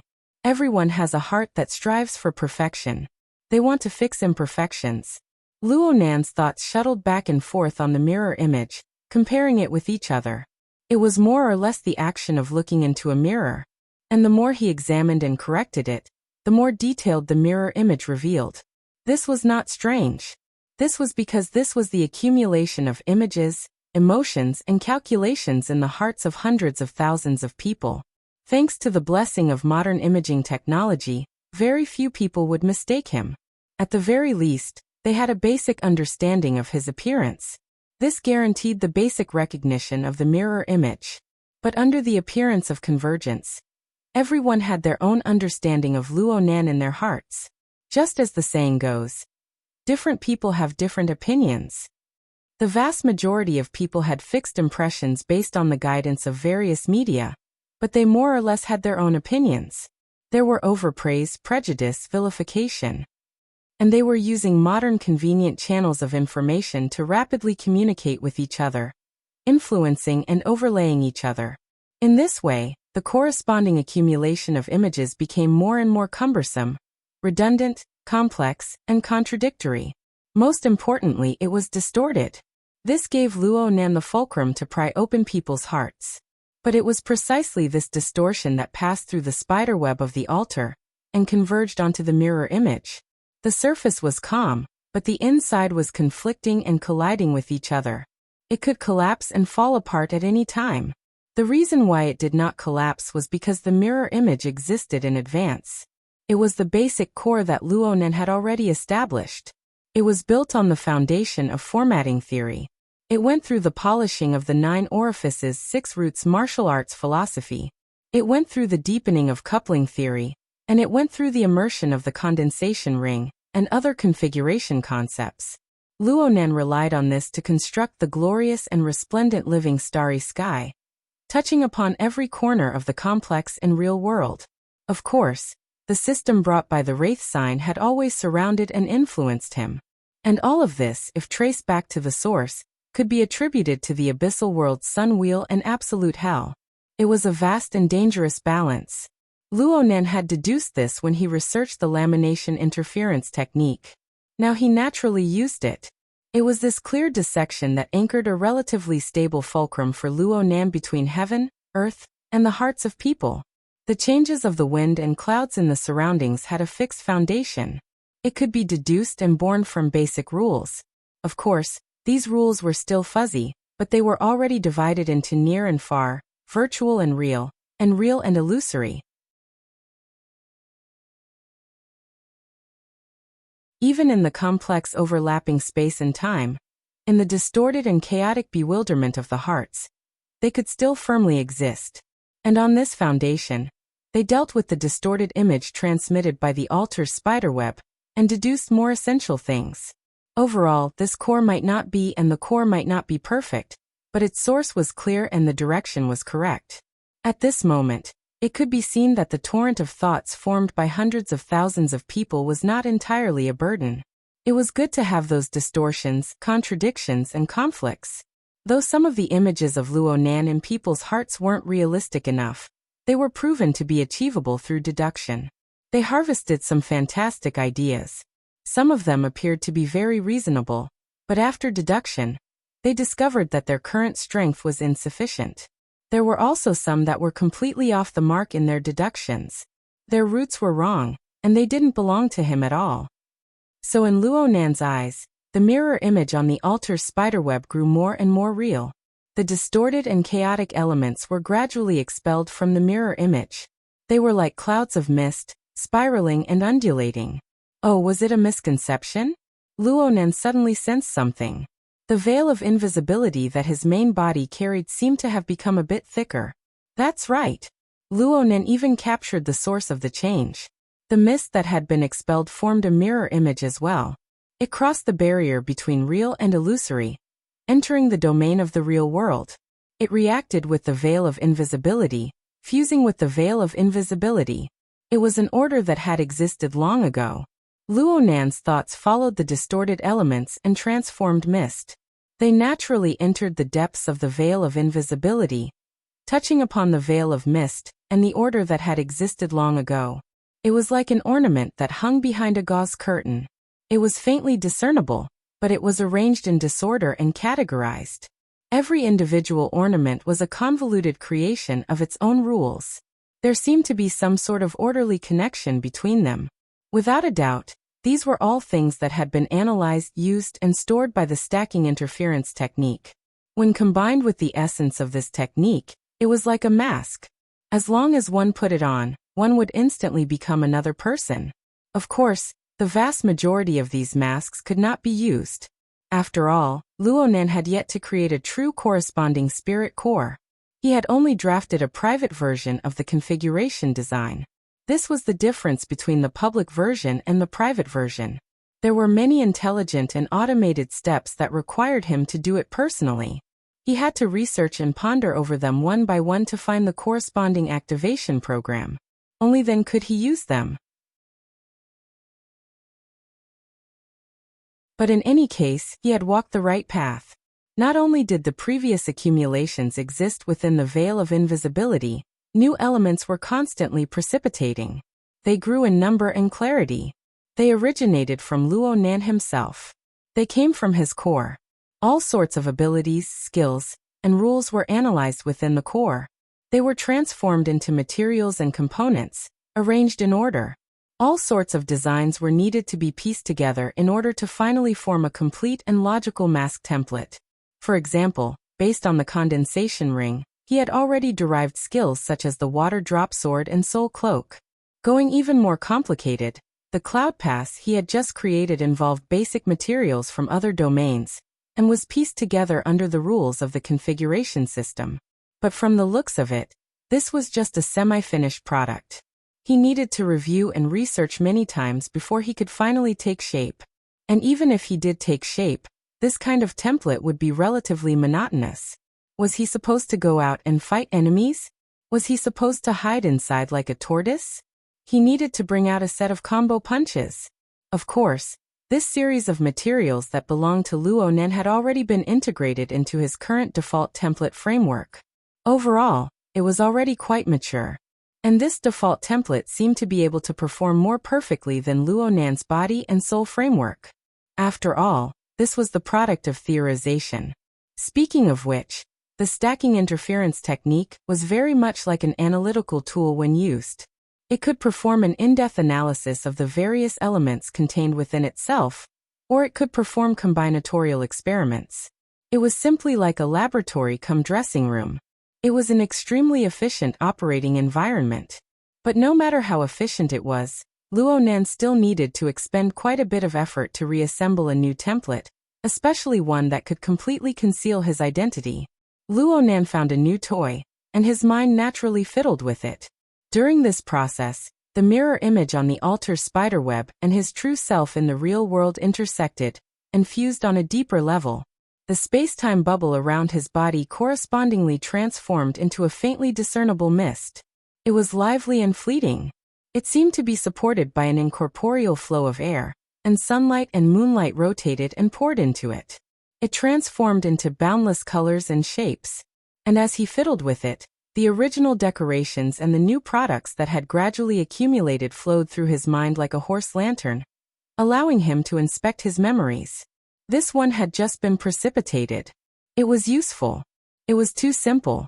This one looked very reliable, but he couldn't find the right door to enter. And this one? Ha!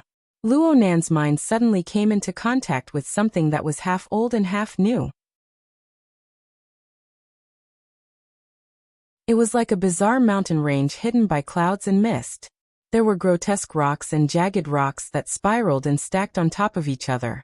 They formed a structure of their own, and magma snaked and flowed within. At first glance, it looked like a mountain of flames in the depths of fiendish prison. But its relatively flat peak and its corresponding layout made it look more like a special altar model. The Blood Soul Temple. That you're tuning in to the Li Mei's Wuxia Whispers YouTube channel. We're so grateful for your support, and don't forget to subscribe to join us on this incredible journey through captivating stories. Your generosity through donations truly makes a world of difference, as it's the primary source of revenue that allows me to expand and enhance this channel for you. Thank you from the bottom of my heart for being a part of this adventure.